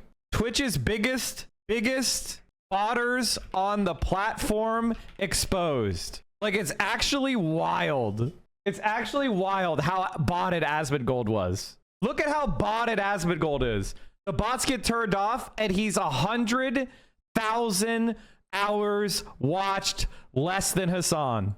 He's now number 10. I guess he wasn't the biggest political streamer after all. And if you want to know who was the biggest of biggest botters, we already know who it is.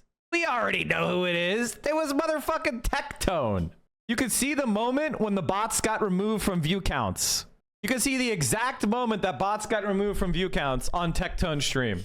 And obviously the bot providers are not going to go away because here's the reality about the way Twitch works. If you are not in the first, like, say, 12 biggest streams, meaning when people open up the browse section, they don't have to scroll, you are going to have very little in the way of discoverability.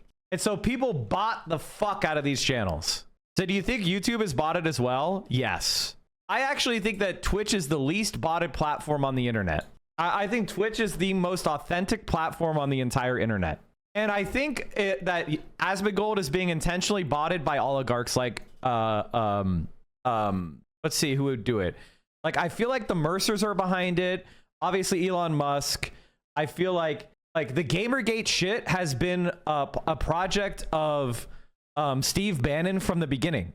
He's literally the ideal Gamergate content creator. So he's being botted and boosted. And I think Tectone should be banned. Here he is admitting to botting. This is platform integrity. This motherfucker should be banned for this. How the fuck is he not banned for this? Did anyone else find it odd that when Moist Critical decided to make a video on this issue, he went after a random e-girl showing reruns and not one of the big right-wing guys on Twitch? Yes, because Moist Critical is not a good guy. Moist Critical is not a good... I'm sorry, chat, but he's not. I know that everybody, you know, pretends to like him, but he's not a good guy. He's not a lib. He's a right-winger. Like, it's not like he's better at concealing it.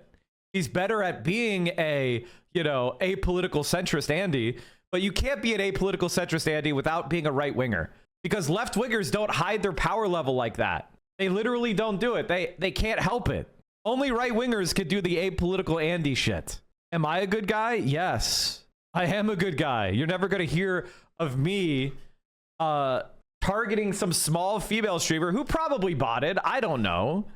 Instead of the fact that Asmongold was the biggest botter on the entire platform. He had 20K bots.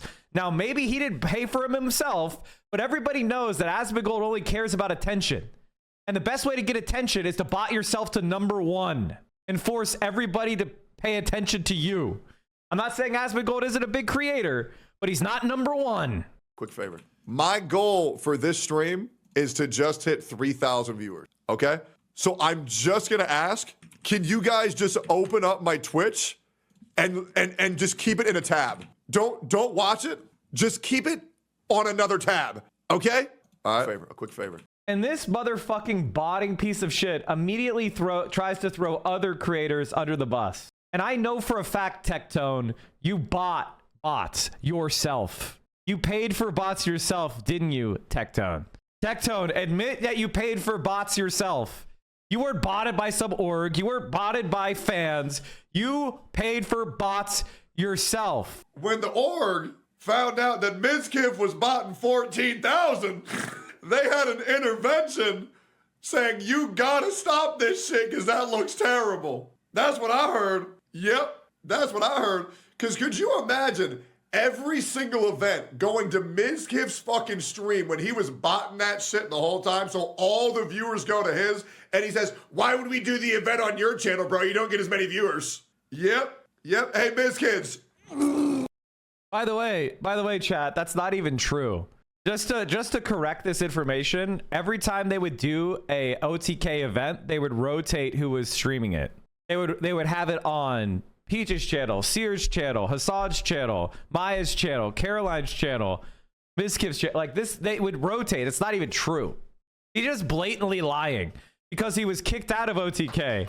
Somebody find the video crash out. How did Tectone develop any kind of following whatsoever? Is he actually a talented gamer? No. Basically, when gacha games started popping off, like Genshin Impact, OTK was looking for a gacha game content creator they could bring into the org. And Asmongold recruited Tectone. Rich Campbell and Asmongold recruited him into OTK. And so basically, he became the... why does he have a Bluetooth symbol as a tattoo? Oh, wait, that's not a... Wait, that's a Bluetooth symbol, right? Am I crazy? I guess he got like... He got chipped so he could connect to the bots more. Whatever happened to that Rich Campbell guy, he got exposed for being a sex criminal and was thrown out of the org. He got a cochlear implant so he could communicate with his bots more. If Twitch had any integrity, they would ban Tectone for platform manipulation. He is by far and away the biggest botter on the platform. And his own, like his actual organic community is almost non-existent. Like it's one thing if somebody bots somebody and it's like 20-30% boost to their viewers. But when it's like 70% of your viewers, they gotta ban you for that. They gotta ban you for that. And everybody knows that he bought the bots himself. It's not like a fan and malicious entity was botting him. He bought the bots himself. He botted himself. And I bet you he wouldn't even deny it. He's the Asmongold waiting room, but even dumber than Asmongold, which is incredible. Like, how are you dumber than Asmongold? And just so you know, I don't want anybody to think that I'm going soft on Asmongold. Asmongold is 100,000 quadrillion% botting the fuck out of his stream. He says everyone bots him from sponsors to friends. Sponsors don't want to bot you. You get paid based on the organic viewership you have. They don't want you to bot. Typically, chat, a large streamer is paid between 10 cents to $1 per viewer per hour. That's the kind of standard rate. And honestly, the larger streamers, it's closer to $1 per viewer per hour than it is 10 cents per viewer per hour. So if you bought yourself an extra 3,000 fucking viewers, that could be as much as $3,000 an hour extra for a stream. And the thing about sponsored streams is they tend to have lower viewership because, you know, they're an ad and your base community is probably not vibing with it unless you pick up a really well curated ad that's exactly in line with your baseline community. Then a lot of people don't fuck with it. And you can see right out, chat. Oh, not Asmongold. That's not it. It's, what is it? Zach Rar? God, what a fucking lame name. Jesus fucking Christ. What a complete fucking loser. Jesus Christ. And this fucking, like, this is a meme, right? Like, he doesn't think he looks good here, right? Like, this is a fucking meme, right? And the botting companies, you know, they're gonna figure out how to get around whatever Twitch is doing. And there's a lot of financial incentive for them to help bot the fuck out of Asmongold. You can see when the bot detection dropped, that next stream, max viewer 36,000. Prior stream 51,000. The next stream after that 31,000. And then suddenly, 42,000 and now 45,000. It looks like the botting company is learning how to bot again. Oh, shock of shocks. Regarding Roach's viewers this weekend, it was a race for the world first on WoW's new raid, so maybe some of the viewers were watching this and the best race so far. Or criticism, and they're afraid of that. I don't think I have a hard time believing that Asmongold pays for his own bots. I feel like he was just being botted by the right-wing billionaires trying to boost his channel. That's what I think. I don't know if I believe that Zach. The reason why I don't think Zach is botting is because I don't think he has the like executive function to like order bots and pay for them on time and like maintain them. You know what I mean? Like I don't think that he would actually be able to pull that off. Like that sounds like too much organization at work. It's as simple as buying something on Amazon. Have you seen his house? They keep mentioning Nick. Well, I think Nick has been growing a lot, and he's been very popular with young people. And I think that the majority of people, like, it's undeniable that Nick Fuentes has been a very big lightning rod that has attracted and energized a lot of young people towards very conservative ideals. And to deny that is, I think, unfair. I think it's just simply, well, it's not true. That's really what it comes down to. It's not true. And so the reason why I mention him is because I think that among young people, I feel like he's probably one of the more influential voices. And I think that the fact of that, and also this is also despite him getting... This is also how Asmongold does his political commentary, which is he doesn't actually represent any views himself. He just says, he just promotes the views that he supports, but from like a barely concealed position of going like, a lot of people are saying this person's becoming very popular. Like, cause he's too cowardly to be like, he likes Nick. He supports Nick. This guy's doing well. This is a really common idea. The biggest threat to America isn't Hamas, Venezuelan gangs, or violent migrants. The upper middle class, primarily white women who would import all of the above to destroy the country in order to satisfy their suicidal empathy. The thing about somebody like Zach is he is legitimately a stupid, vile piece of shit. Every single one of the things he named, Hamas, Venezuelan guy, these things exist because of American foreign policy intervention, supporting a genocide in Gaza, fighting against any kind of secular left-wing groups in the Middle East because, oh, you want a minimum wage? Oh, you want to control your own oil? That's communism. It needs to be owned by BP, Shell, and Exxon, right? Same thing with Venezuela. Oh, you want to own your own oil and then use it to build up your own country? That's fucking communism. That's exactly what Norway does, but they're white. They're allowed to do that. You're brown. You're not allowed to do that. We're going to sanction you. We're going to invade you. We're going to steal all your money. We're going to prevent food from going there. And that creates a migrant crisis. It's the same thing with the Middle East. We invade Iraq. We create ISIS. ISIS is aligned with what? The Gulf states and Israel. The supposed proof that Zach uses that they're an inferior culture is created by America. Al-Qaeda was created by America. The Taliban was created by America and Pakistan. The Mujahideen was created and supplied by America. Why? To fight secular, left-leaning organizations and nationalist organizations. Not even communism, but just the idea that, hey, we're people too. We should have our own country. We should have sovereignty. That's what America created these far-right Islamist movements for. The best way to stop women voting illegally would be to require voters to sign up for the draft and make it so men have to sign up, but for women, it's optional. Most liberal women would refuse to sign up and couldn't vote. Problem solved. Like, this is their entire, like, the idea that any of these problems are because of women. Because he's small, he's literally repulsive to women, and he's bitter about it. White men voted for abolition. White men voted for the civil rights movement. White men voted for the New Deal.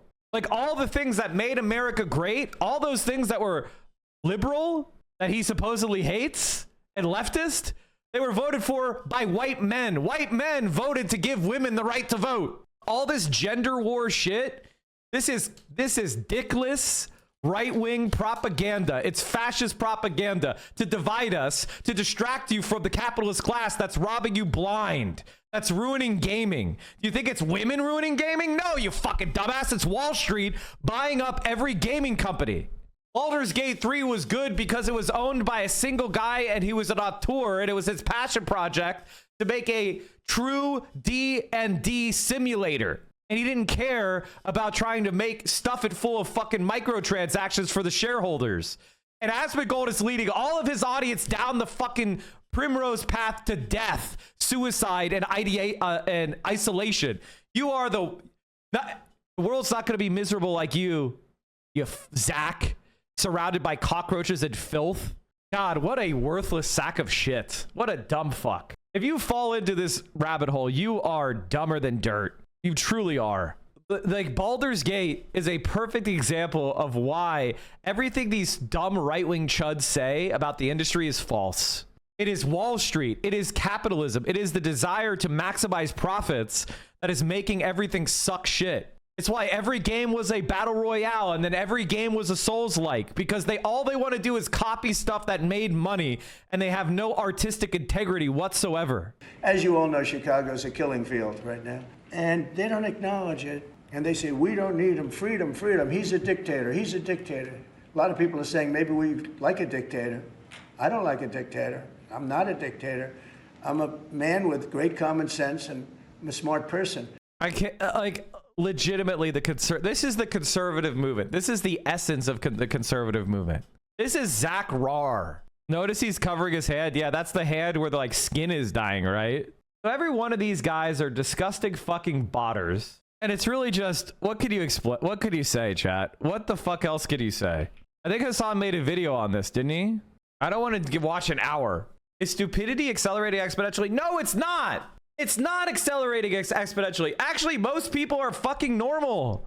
Most people want good things. This is what the internet does. It convinces you that everybody else is dumb because the algorithm shows you stuff that makes you want to engage. So it figures out what you believe, and it shows you stuff that pisses you off or makes you passionate or makes you horny. It's an addictive dopamine machine that's feeding you the shit that will make you react and engage. Most people know that there's a genocide in Gaza. Most people want free college. Most people want housing dealt with. Most people want the environment cared for. Most people want the homeless housed and the hungry fed. Most people are actually good and have good takes on most shit. Most people want trans people to live life the way they see fit and be left alone. Most people don't care if you're gay. It is the tiny right-wing fringe, the dumbest of the people of the country, but they represent no more than 30 to 35% of people at the absolute most. Generation, our values are very different than any other generation. We're kind of a socialist generation. Honestly, don't know all the details. I do see myself more leaning on the Democratic side, so I know I can trust him. Gen Z as a whole is just kind of a little bit upset with the like current hierarchies and hegemonies of power that are in place. freezes or government grocery stores or free bus fare that you really like, that you really support? Things like free bus fare I think are so important. So many people in New York use public transport. I am not someone who lives here personally, but I've used public transport. I'm not super politically informed. I mean, I like the idea of rent freezes. I like the idea of grocery stores being city owned. This is like the worst slop tier content that could possibly exist in the political space. Going on random guy on the street and being like, tell me about political philosophy right now. The average Fox News viewer doesn't know where their dick is, let alone what political philosophy is, or political economy, or poli-sci, or economics. Like, let's stop. To have a very welcoming and massive community that is incredibly active. A community that has not taken a major hit in these recent Twitch bot crackdowns. That's right. We're going to do a little bit of Twitch drama as well. Hold on. Charlie did a video on botting. Yeah. So, by the way, what's really interesting about the botting drama and botting back and forth, which we will obviously talk about right now because it's a big story on the platform. And I used to do more like platform related stories, and I'm going to do that, obviously. A big part of that conversation, a big part of that back and forth is really interesting to have. Most Fox viewers don't know where their dick works. They don't know where it is. They've lost track. They haven't seen it in 20 years. Have on Twitch because like I didn't think that I will admit I thought most of the Twitch viewership is organic. I did not when XQC was like going after Kai Cenat and other like people within Kai Cenat's orbit. I did not think that he was right. I didn't know. I didn't know enough, right? I didn't look into it at all. And I don't even know if he I'm not even saying like he was botting or anything. I'm not saying that at all. But there is always been this consistent conversation that Trainwreck and XUC were always fucking pushing, saying like everybody's botting, all the big streamers are botting. They never really said I was doing it. So, you know, but I just always assumed that they were saying that I was doing it as well because they don't really like me. But I guess it's dead internet theory through and through in some ways. Because like a lot of people kept saying this. And I will admit, maybe I've been too fucking focused on like what's going on in the world and like all of these news that's happening that I just like haven't really paid a lot of attention to that back and forth. I just like kind of saw it in the periphery. He said specifically yesterday, you don't. Yeah, I don't. XUC knows. Like he explicitly said you don't bot. Yeah, I always personally assumed that they were like trying to say I was doing it or something because like they don't fuck with me, you know? But yeah, I saw this big thing. Now, we're having this conversation about Twitch, right? We're having this conversation about Twitch, like, oh, Twitch is botting, all their top streamers are botting and all this stuff, right? And what's interesting about it, people who hate watch you DM the chatters here that you are viewbotting. I've received several messages like that in the past. Yeah, I mean, people are fucking really insane. My haters are bots themselves. But oh wait, hopeful heart and open eyes. Okay, thank God, finally. Okay, hold on. Your certainty tells us how intelligent you are. Most people don't act how they feel, bro. That's just you. That's just you, man. That's you. I acted in exact accordance with my values as much as I can, accepting that all of us live in some level of hypocrisy because we live in a society that is engineered against what I think is morally right. I operate as much as I reasonably can in accordance with my values. There is hypocrisies. Every individual is a bundle of hypocrisies, but I'm not like suppressing myself. Okay, this guy just seems like a boomer to me. So what is really interesting about this is that like every other platform does it in, I think, much worse ways. That's part of the reason why I never thought that Twitch was like even botting at all. Like I never thought that like there were people who were using view bots or some kind of like artificial boost of your viewer count. Okay. And the reason why I say that, the reason why I say that is because like all of the other platforms have such enormous view counts. If you recall going back to the Rumble conversation, like Rumble, Kick, their viewership is completely insane. You know what I mean? Their viewership was like so untenable, so unimaginable. Like Dan Bongino is like 100K streamer. You know what I mean? Like that's not real. That's just simply not real. If that was the case, he would be like the iShow Speed for everyone over the age of like 40 that spends time online. You know what I mean? Like it's just not like he would get mobbed everywhere he goes. Like that's not the type of person Dan Bongino is. I wouldn't even go so far as say like, even though all those alt-right platforms are absolutely crawling with bots. They are absolutely 100% crawling with bots. He's a nationally prominent political figure. I don't think he's Mike, are you locked in for District 2, Hassan and Austin for streamer Hunger Games? What the fuck? Are you crazy? It's District 3. It's District 3 and it's not even close. They'll absolutely slaughter the rest of them. Will and Caroline are a fuck. First of all, they're in great shape. Number two, they're athletic as fuck. Like they did you not see dodgeball when they were the kick team, which was very funny. In hindsight, that's very funny. Will and Caroline would absolutely slaughter them. First to die, District 11. Actually, District 8. Disguised Toasted Lily Pichu. They'd be first down. I feel like it's District 3 all the way. Hassan doesn't have the killer instinct, and Austin Cho is a little bit squeamish. Whereas I feel like Will and Caroline would come out ruthless, and then they would be, but they wouldn't be like, they'd get what they need. It's District 3 100,000%. It's not even close, honestly. I feel like Maya has grit, but I've seen the light in the Will and Caroline's eyes up close, and let me tell you, these are cold-blooded killers. These are cold-blooded killers. I think District 1, I feel like Ludwig goes down quick and Cutie hangs on, but ultimately she's not going to she's not going to be able to kill Will and Caroline. I feel like District 7, Nandre and Squeaks, they would hang on. They'd hang out. They'd be like chilling. You'd come across them like grilling, like really deep into the event. Everybody else is struggling and they're just like, they have some spot where they're just chilling and like grilling for most of the event. But then when it gets down, when they're forced to like leave their little hideout by whatever like evil shit the controllers of the Hunger Games throw out, that would eventually get tripped up. They would make Squeaks play like a speedrunning game or something, and he would be exposed as not a speedrunning gamer, and he would not make it. Like as well known as someone like myself even, and he's the fucking deputy director. So, on the streamer Hunger Games, it's Will and Caroline, not even close.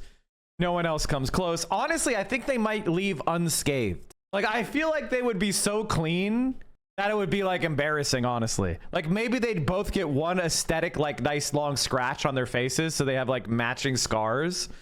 But other than that, like, I feel like they would absolutely walk. They would absolutely walk through this. Like there is no doubt in my mind. I could see Will with a bow and arrow and Caroline with like 2 machetes, just slicing people. Proof you're right. Okay, we already saw this clip. I thought you were going to give me a clip of the dodgeball game. The FBI, and also was on like, you know, NRA TV and even Fox News. I stand by that. I don't think that he is like, if there was an adequate way to measure Q ratings like people used to do. I feel like Caroline is like 5'9" or taller, right? Am I crazy? How tall is Caroline?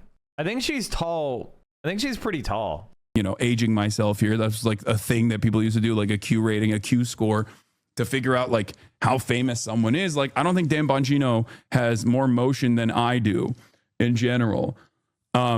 Of course, it's very difficult to measure that sort of thing now with the way the internet works, because like you can have just like a TikTok. I want to say that Caroline is like the same height as me. With the most loyal designated fandom, and you just never heard of them, but they have like a diehard group of fedayeen that will die for this TikToker, you know? So basically, as I was saying, because there were bots so heavily so prominent in other websites, I just genuinely it's like 5'10" or 5'9", somewhere around there. Didn't think that Twitch was pretty like similar height to me. Twitch had that big Not of 6 foot. Feels bad, man. A botting problem. And I did place a lot of emphasis on like the culture shifting dramatically on this platform by looking at view counts. It's something that I have to admit. Asmongold having 50K to 60K viewers every day made me think that organically there was a lot more right-wingers on this website than I ever previously thought there were, because he's right-wing. He's right-wing. He's a right-wing content creator, and his YouTube does incredible numbers. You know, he's getting millions and millions of views. Mike, will you ever get into surfing since you're starting to work out now? The thing about sports like surfing is you need somebody to mentor you into it. You know, like you need a friend who does it. And it made me think, by looking at those metrics, it made me think maybe I placed too much emphasis on how Will met Caroline.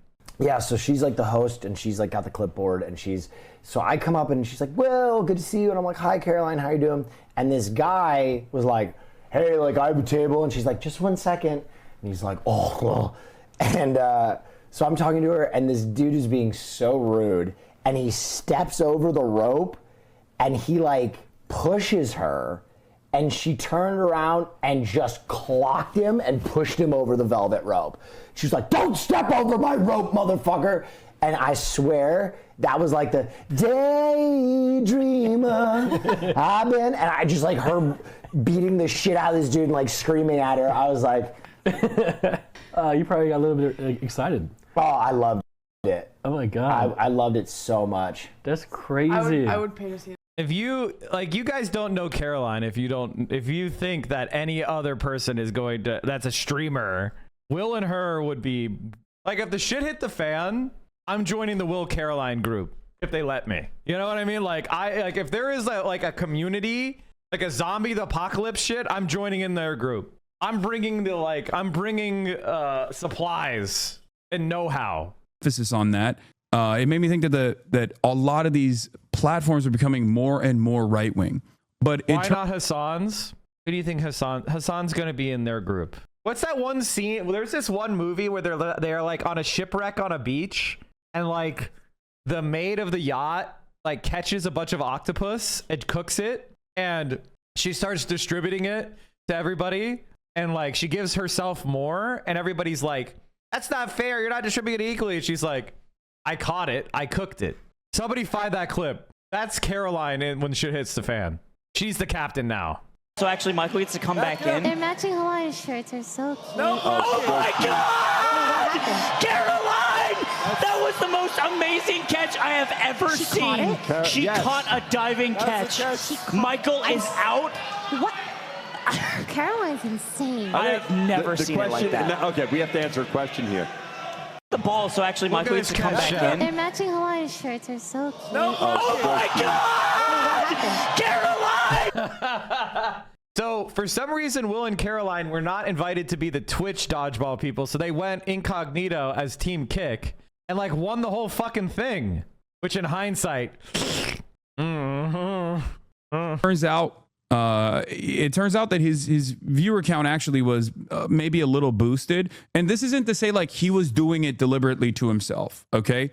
I'm not saying that at all, because like someone else can basically artificially boost your view count. Someone else can bot your page. This has happened to me before as well.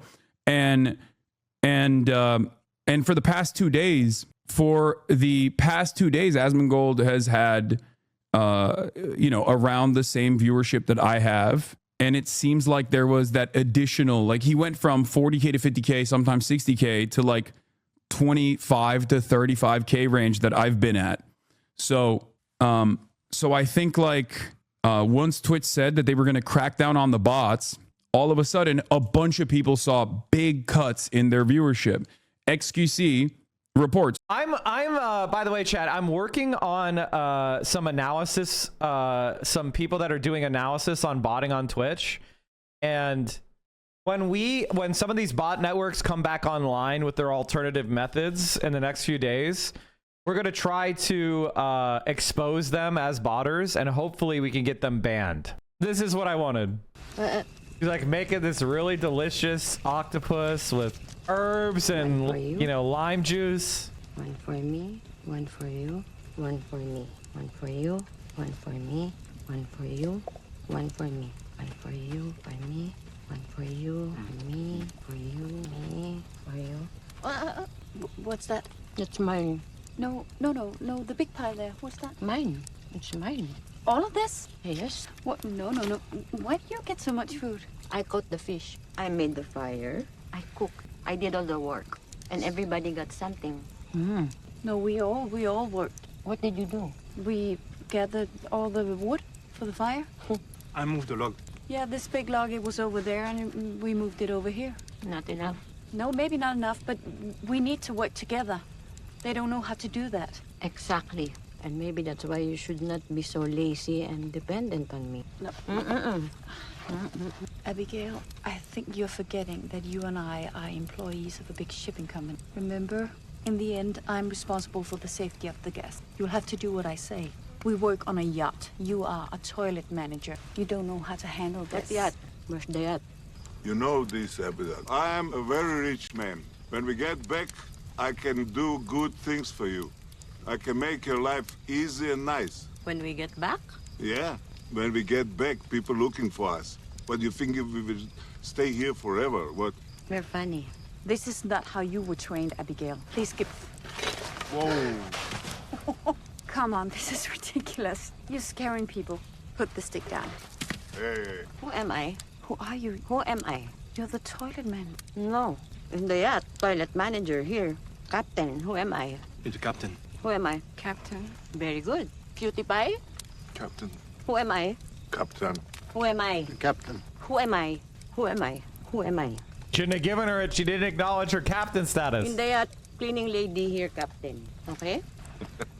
And fundamentally, chat, that is the politics of this stream in a nutshell. Those of us who produce through our labor are what the rest of society is dependent upon. The working classes, the masses, are the edifice upon which everything rests. And our politics is dedicated to making sure that everyone's life is dignified, especially those who are actually doing the work. And many right-wingers would watch that clip and they'd go like, yeah, whenever you give food to other people, that's you paying taxes. No, it's not. Taxing is the way the working class prevents exploitation by the parasitical classes that are above us, the ownership classes. We must tax the ownership classes, the people that are rich because of their position in society. And we have to redistribute to workers. Most people getting welfare are simply in the stage of life where you can no longer work.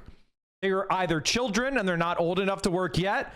They're students who are currently being educated, or they're retirees who can no longer work because of their age, or they're disabled people. Those are the people that largely are not producing income. The working class is the people that actually provide for the rest of society. You could have 100 CEOs on that island. No one is getting fed. One cleaning lady who knows how to catch octopus is worth more than 100 CEOs. And that's the reality of our entire society. That is our politics here in a nutshell. How do we change society so that the workers are the ones for whom society is focused on benefiting, not those that sit on their fat fucking asses making decisions? Twitch has cracked down on bots in the 2-3 days, and viewbotters and victims of viewbotting have been exposed. Streamers that are parts of groups/orgs are seemingly being botted much more heavily. I don't want to start witch hunts, but the data is interesting. Go see for yourself. Somebody asked me, Mike, what do we do with fascist Nazis? Do we show them mercy or smile? The answer is mercy is a luxury of the victorious. Mercy is a luxury of the victorious. We do what we need to do to defeat fascism, and when it is broken, when it is defeated and crushed, when there is no more right-wing resistance, then we are magnanimous. Then we are kind. Then we are merciful. Then we are focused on rehabilitation and truth and reconciliation. But up until that point is achieved, we must fight pragmatically to get there. And any other way of being is folly. Now, the most important thing to remember is that you stare long enough into the abyss can take you. But the reality is we have to use the tools of our enemy to defeat them. Twitchtracker.com. You can click on any streamer you want and then tap streams. From there, I would compare 21st, 22nd, and 23rd of August performance and match it against. What's your thoughts on Gaddafi? Gaddafi is a complicated figure who had a lot of flaws, but undoubtedly, he was one of the only models of successful development in Africa. Gaddafi himself was full of excesses. You could call it corruption. He did a lot of weird, creepy shit. You know, he excessively concentrated power around himself. But as far as a model of development in Africa, he was unmatched. It was the most developed country in Africa. When you got married in Libya, you got a dowry from the government. When you go to college, it was paid for anywhere in the world. You got admitted to Harvard as a Libyan government would pay your Harvard tuition bills. You started a business, you would get a grant and a loan, low interest or zero interest loan from the government to help you start a business. You bought a house as a newlywed, they would pay the down payment for the house. The government did more they provided healthcare, they provided education, they provided housing. And they paid for it using what? Oil revenues owned by the government. That's why they attacked Gaddafi. Because they didn't want the power of a good example. Its usual performance. It gives a good idea of what's happening. This motherfucker, when it comes to this sort of stuff, literally turns into a human. I don't know how he became like a tech reporter all of a sudden. This is like so well written and so coherent. How did this happen? This guy that eats his fucking toenails on camera and goes every day, when it comes down to like industry specific shit, he's so fucking locked in. Like he turns into like a real adult who is like a tech reporter or something. Zach Boosie ass motherfucker all of a sudden. He got free school in Quebec. That's how. I just don't understand how this dude turned into a coherent demon all of a sudden when we're talking about bots, when we're talking about like who's botting what, how are they botting, all this shit. It's not AI. XQC's always been coherent on Twitter. Back in the day, you'd say he's actually smart. Yeah, but I think his brain capacity eroded over the last like 3-4 years as well. You know, there's only so much book you can do until it fucking rips your spinal cord apart a little bit. So twitchtracker.com, you can click on any streamer you want and then tap streams. From there, we'll compare 21st, 22nd, and 23rd of August's performance and match it against usual performance. It gives a good idea of what's happening. I've been thinking, why orgs would buy heavily? Then the answer seemed almost obvious. Talent agencies receive a percentage from ad streams that talent does. By inflating their streamers, they can sell massive ad packages in bulk and take in much higher sums. To put simply, fraud. So, yeah, I mean, that's totally true. I mean, that is totally true. You're defrauding the sponsors. And we're talking about millions of fraudulent proceeds. This is speculative, but it makes sense because, as I've said before, botting actually for orgs, or like, you might ask yourself, why would someone do this? Is it pure ego? Ego plays a role in this, but it's a marginal role. Okay. The real reason why people do this is because, to give you a little bit of background information, I've been on both sides of this. Like, I've literally sold inventory when I was at the Young Turks. It's not insecurity. Some people do it for insecurity, but a lot of people actually do it if they are doing it because for two primary reasons. One, Nabi, you are botted right now. Yes. That's why I have 21K viewers. So it's actually not, it's not necessarily insecurity. I always found botting to be really weird because why the fuck would you want fake viewers? I'm here because I want my show to be successful so that I can have an income. I'm supporting my family. Why the fuck do you want fake viewers? It's not the biggest factor here. There's two reasons. Okay. Number one, easy fraudulent money. Twitch is a very, eventually that house of cards is going to fall and you're going to be exposed as having no real fans. Also, botting. The reason why botting is bad is because you can't detect when your audience is actually not vibing with what you're doing, right? Like, you can't actually figure out whether or not you're fucking up because your real audience is covered up by the bots. You want to have that feedback about your viewership. You want to see those fluctuations so you know whether or not people are vibing with it or not. Promote yourself to the front page of Twitch and you get some real viewers because of it. Top heavy platform. So when you're at the top of the directory, whether with fake viewers or not, you all of a sudden get an influx of real viewers that come in as well. This is why being on the front page helps, right? When you're on the front page, you automatically get anyone who's clicking on twitch.tv and their views logged as one of your views, right? Like, your viewership skyrockets when you go on the front page. And that artificial boost doesn't directly lead to people just like clicking onto your stream and like watching you and becoming a loyal fan or whatever. But that artificial boost alone puts you at a top of the directory. And that's usually how people, because there's no real like discovery function on Twitch, that's usually how people find content creators to watch. So you do get, through botting, through artificial boosting of your view count, through that artificial inflation, you do get a lot of real viewers as well. That's part of the reason why people do it. The other reason why people would do it is because you get paid for sponsorships off of your CCV, okay? Your live concurrent viewership. And your live concurrent viewership going up through that artificial boost means that you can actually demand higher pay for your sponsorships, because sponsorships are usually like an hour, 2 hours, right? Like gaming sponsors, things of that nature. So that is the other reason why XQC. Oh yeah, they're absolutely defrauding people. And honestly, like if I was a major sponsor and I was being defrauded millions of dollars, I would want to sue. Speculation here is not wrong. Isn't botting super expensive though? You're asking the wrong person. I don't even know how to arrive at like any of this shit. It's like I am too stupid to figure out how to hack, like to download like aimbot or whatever, and I'm too stupid to figure out how to do any of that stuff. Like when the sponsor botted Austin, Caroline, and Will to like 50K. So that wasn't actually botting. What that was something different. It's still an artificial boost of viewership, but it's not actually botting. So there's different kinds of ways that you can artificially inflate people's view counts. That was an embed, okay? So it's technically, I mean, the impact is the same. You just have a bunch of people who aren't really watching you come across as though they are in the viewer count, but that's basically something that Fextra Life used to do all the time as well. If you went to Fextra Life's webpage, as I have a million times over, Fextra Life's Twitch channel was embedded. So anyone that clicked on Fextra Life to get like a Dark Souls walkthrough or whatever was technically being logged as a viewer on the Fextra Life Twitch streams. So that was an artificial boost. And so my speculation on the botting right now, imagine, is at an all-time low as mobile phone farms have become like 10 times more common and cheaper. Tabo!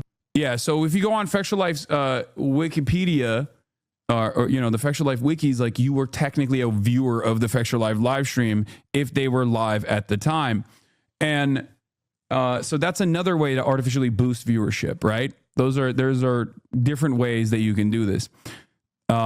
So basically, and I'm gonna do another blast off here. If you had 3 Viki tabs, that's like 3 more viewers. Yeah, the more tabs you had open, the more viewers you had. So I believe Steam embeds streams on store pages, which is similar, I think. Yeah, I think they do that as well. So in any case, that's another way to artificially boost it. And I think that's what was going on with like Caroline Will with that sponsorship stream. I think it was like through the Amazon directory, because I think like Amazon itself has like a mechanism of doing that embed, which is no different than being on the front page, basically.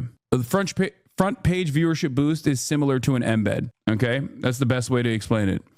So anyway, why would orgs bot heavily? This doesn't seem like a problem for most people, but it's the silent killer. It kills the industry as a whole. It lowers discoverability for smaller streamers significantly and cuts down their income if they ever make it at all. I did some digging and shared findings with others and found egregious instances of streamers going from 100 viewers daily to 5,000 overnight. I was speechless when I noticed. Who wrote this? There is a 0% chance that this is definitely Chat GPT. Like, there's no fucking way that XQ says I was speechless. There's no fucking way he says I was speechless. Pepega Andy wrote this. It's gotta be Chat GPT, bro. I can't get over it. Pakistani, this is like the thing that he cares about the most. Okay, he cares about this so much. Holy fuck! Turns out when he locks in, he can actually be a coherent Andy. What the fuck? I find botting really interesting as I do a lot of server hosting myself and counter bots in Minecraft, but Twitch isn't very different. VPN companies are the reason it's so hard to counter, especially free VPNs that let companies route traffic through consumers' computers. Like, I don't think XQC knows what egregious means. Like, I've known this motherfucker for like, what, 8 years? And I've never heard him say egregious, okay? Where did he learn new words? XQC is smart and you know it, just the ADHD situation got him tweaking. He learns new words all the time. We're talking about like what, like a 28-year-old dude. Oh man. Maybe he did use egregious. Yeah, he's you know, he's reading his Reader's Digest, and he picks up some new vocabulary. You would understand. You guys aren't on that Reader's Digest game like XQC. He's the Reader's Digest champion. Just did. Now that's a boomer reference. How many of you know what Reader's Digest is? Understand that he was using that word in the past, you know? This doesn't seem like a platform for most people, but it's a silent killer. Fucks. Look at all these old fucks in the chat. Killer. Problem for most people. I did some digging. It was egregious. The worst part, a lot of recent streamers ended being sponsored. A lot of recent streams ended being sponsored. Awful. Here's an absolutely abysmal example of this. The fact that this can go on for years without the platform taking action is just sad, really. If Twitch doesn't care, why should anyone really? So, you have 5.7K viewers watching, and you only get one new follower in that time frame. Like, it's pretty obvious that you just, you know, you spiked your viewership through bots at some point, and you just kept it going, right? I'm waiting for all this speech to turn into, is this Hassan's fault? Normally, that's the expectation, but in this one, he won't say that, because like he might like to rip the fuck Hassan chord over and over again.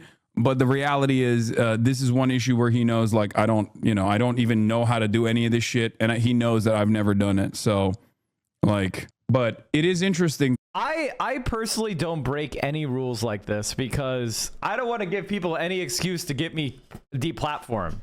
Like, I would never do something like this because I'm scared of being deplatformed for breaking any, like, rule like this.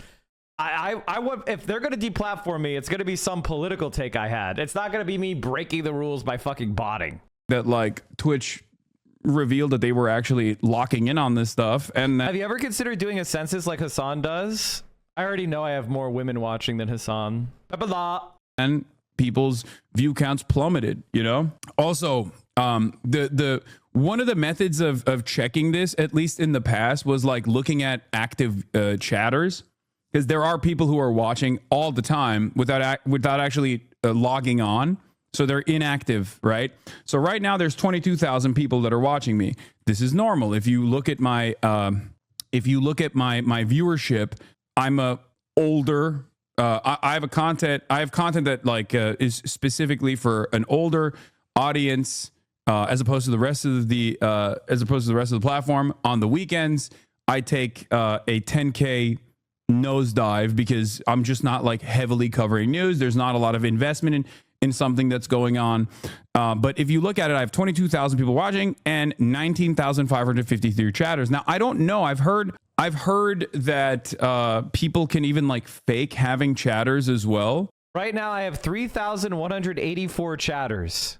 3,184 chatters right now. Out of my 3,100 of them are chatters. Like, not all bots are actually inactive or read as like inactive. So I don't know. Maybe there's like better bots out there who can even like through AI and LLM technology could like appear as real chatters as well to type stuff in the chat and like spam emotes and stuff to make itself look real. But the reason why there's 19,000 chatters, but it's the 23,000 is the actual viewer count is because that means there's like around 4,000 people who are not logged in right now and are watching, and they can't even like say anything because they're just not logged in.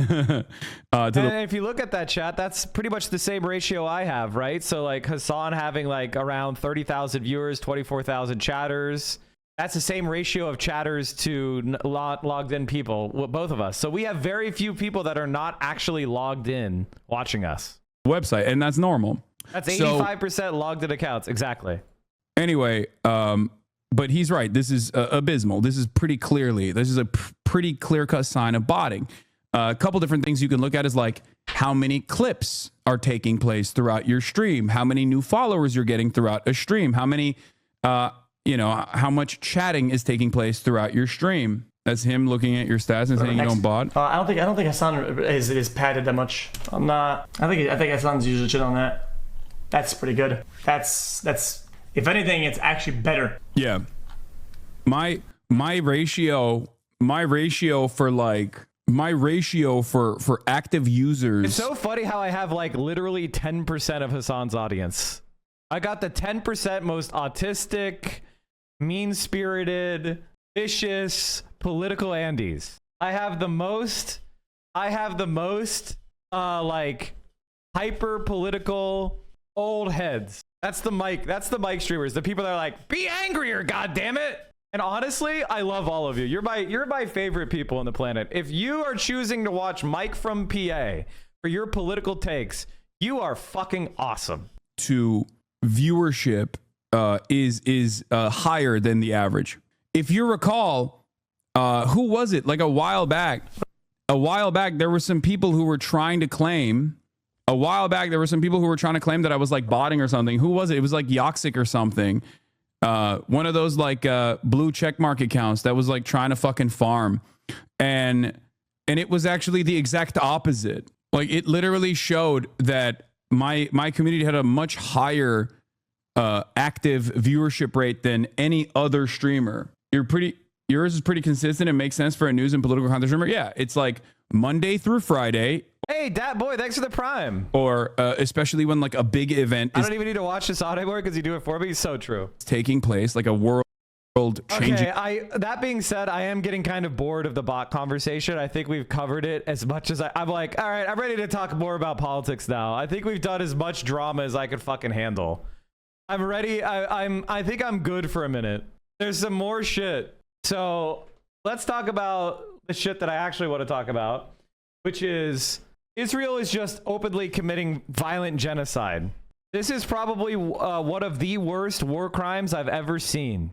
Israel bombs a hospital, and then when journalists and first responders come to heal the wounded, Israel bombed them live on Got breaking news out of Gaza. An airstrike at a hospital has killed at least 19 people, including 4 journalists. That's according to Palestinian health officials. One of the journalists killed was a freelancer who had been working for the Associated Press. Al Jazeera and Reuters have also confirmed their journalists and freelancers died in the strike. Israel's defense forces responded to the reports, announcing plans to conduct an initial inquiry as soon as possible. It adds, the IDF regrets any harm to uninvolved individuals and does not target journalists as such.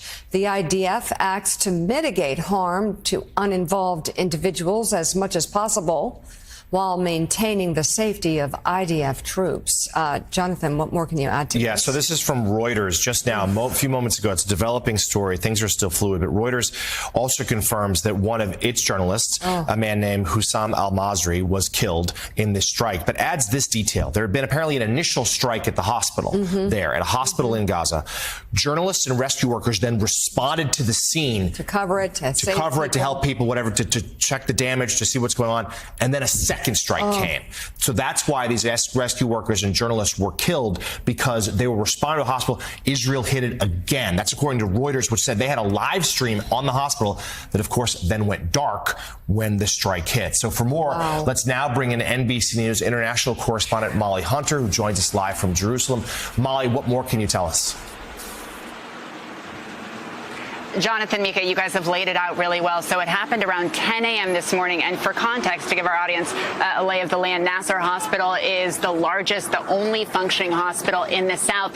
And the part of Nasser Hospital that was hit, you guys, is really important. You can see it in the videos. It was a staircase. And the reason this staircase was targeted very clearly is that this is where journalists since the early days of the war have gathered to get Wi-Fi signal. We have seen videos they've posted on social media. Our team, which used to work right close to that staircase, would share videos of them holding their phones to the sky, kind of huddled over laptops in the wee hours of the night. But journalists, since the beginning of this war, you guys, since they have been personally displaced, have flocked to hospitals to use resources like Wi-Fi, to use power, to use water. So this staircase, journalists were on the staircase this morning when it was struck around 10 a.m. And as Jonathan just... I mean, this isn't just Al Jazeera, which in and of itself is an internationally recognized journalistic institution. Right? Al Jazeera is on par with CNN or better than MSNBC. And so we've normalized attacking them because they have an Arabic name. But now it's Reuters, which is the British AP. This is basically the British equivalent of the Associated Press. This is literally British media being murdered by Israel. These terrorist fucks. You mean MS Now? Yeah, sorry. laid out minutes later as first responders were racing up to that area, as other journalists in the area were going to cover the strike. Another drone strike hit that same exact spot. Mika, we actually have updates from the numbers that you just read. As Jonathan says, this is a very fast. And the thing about Israel is Israel has complete panopticon coverage of this entire fucking area. I want to make that very clear. Nobody is confused. Nobody is confused about what's going on. They have drones doing 24/7 orbits. They've got satellite intel. They've got reconnaissance aircraft. They know they have the complete phone records of everybody in Gaza. They have operatives on the ground. This is a people without a military, without a state, without the means of resistance, who are completely monitored and controlled by Israel, being bombed at a hospital. This is a dystopic nightmare. Moving story. It is now at least 20 people killed, including 5 journalists. As you mentioned, AP, Reuters, and Al Jazeera have all said that at least 3 of those journalists were working for them. And this brings the total. And this is, here you go, British aircraft. A UK spy plane sent over Gaza by Keir Starmer on July 28th. Pilot forgot to turn off his transponder, spent 3 hours circling Khan Yunis, where most of the fighting was happening. Intel gathered was given to the Israeli military in real time. UK has been a participant from the beginning. It's shocking to me that there isn't any anti-air capability. My God. It's so disgusting, man. Of journalists killed in Gaza since October 7th to 245 journalists, media workers. These are our colleagues, our peers who have been killed in the last 22 months, guys. NBC's Molly Hunter live in Jerusalem. Thank you. And Mika, we should underscore a few things here. First of all, the IDF has blocked most outside journalists from getting into Gaza to cover this. So a lot of these are local journalists. That's an extraordinary number. 245 of our colleagues killed there, more so than many conflicts that have lasted much longer than this one. There are more journalists killed in this conflict, this genocide, than there were in World War II. And the New York Times makes a good they're killing everybody. Point over the weekend and sort of their coverage of the conflict here, that the ultra-Orthodox there in Israel, who might be compelled into military service. We know in Israel you're supposed to do a tenure of a couple of years. The ultra-Orthodox have been accepted from that. That may change. There's a real anger there, some real outrage from that community. Yet they're also the ones who are driving a lot of Bibi Netanyahu's decisions, because they make up a big part of his coalition. Without them, he wouldn't be able to govern. He'd probably be snap elections. He might lose. And there's real fear, as the Times pointed out, that Gaza, this has been a goal of this community for a while, to get Gaza. I mean, look at this shit. According to the Watson School of International and Public Affairs, World War I and II only saw like 70-some journalists killed. We're well over 200 now. The Gaza, I mean, look at Ukraine war. And liberals try to say that it's a genocide in Ukraine while ignoring the blatant genocide that goes on in Gaza. Also, the West Bank, and we're seeing more and more settler violence there as well. The whole situation, a real tinderbox. And again, we'll have more on this strike as news comes out, as it develops. But it seems like an unspeakable tragedy this morning, Mike. We should also point out that this is far from the first time this has happened, involving ordinary citizens and journalists. A double attack, drone attacks, not the first time. Molly pointing out that the staircases where journalists gather to...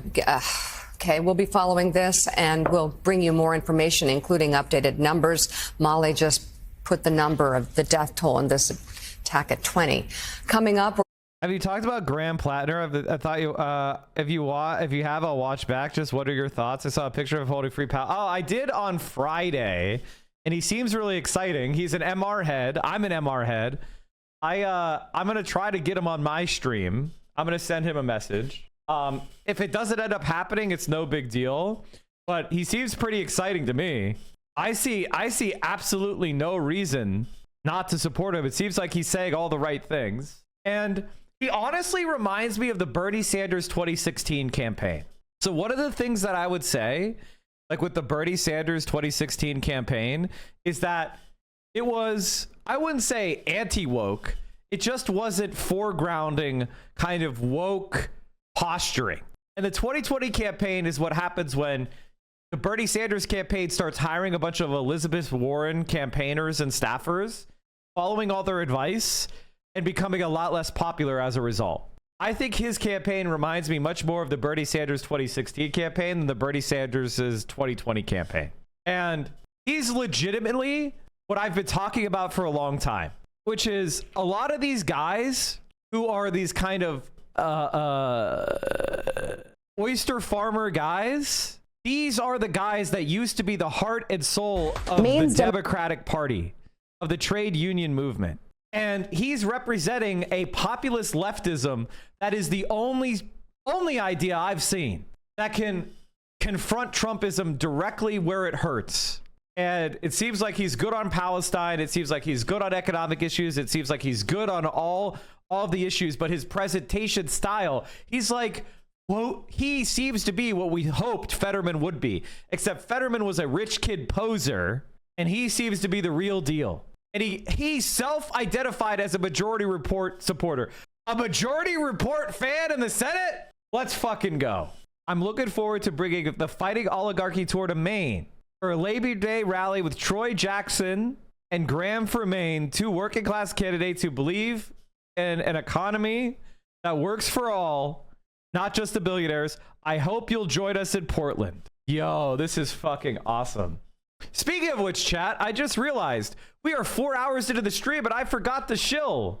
Now, chat, if you enjoy this content, please consider supporting it by subscribing. The only way we could survive as a left-wing political stream is if you support us by subscribing at tier 1, tier 2, or tier 3 sub. If you have Amazon Prime, you can attach that to your Twitch account. You get 1 free sub a month. That's your Twitch Prime sub. That's like taking $2.50 from Jeff Bezos' pocket and putting it into mine. If you are the type of person who watches my stream for hundreds of hours a month or 100 hours a month, whatever, the single best thing you could do to support the stream is pay for your own sub. I give what, 1,500 hours of content per year. I think that is worth a couple dollars of support because I don't run ads. The reason why I don't run ads, because I talk about Palestine and Gaza. It's because I talk about these difficult political issues and I don't shade my views. And so that results in no ad revenue for me. So the only way I could support this community is if you support it by subscribing. Now, I also ate a 7-day ban this fucking week this month from disingenuous reports.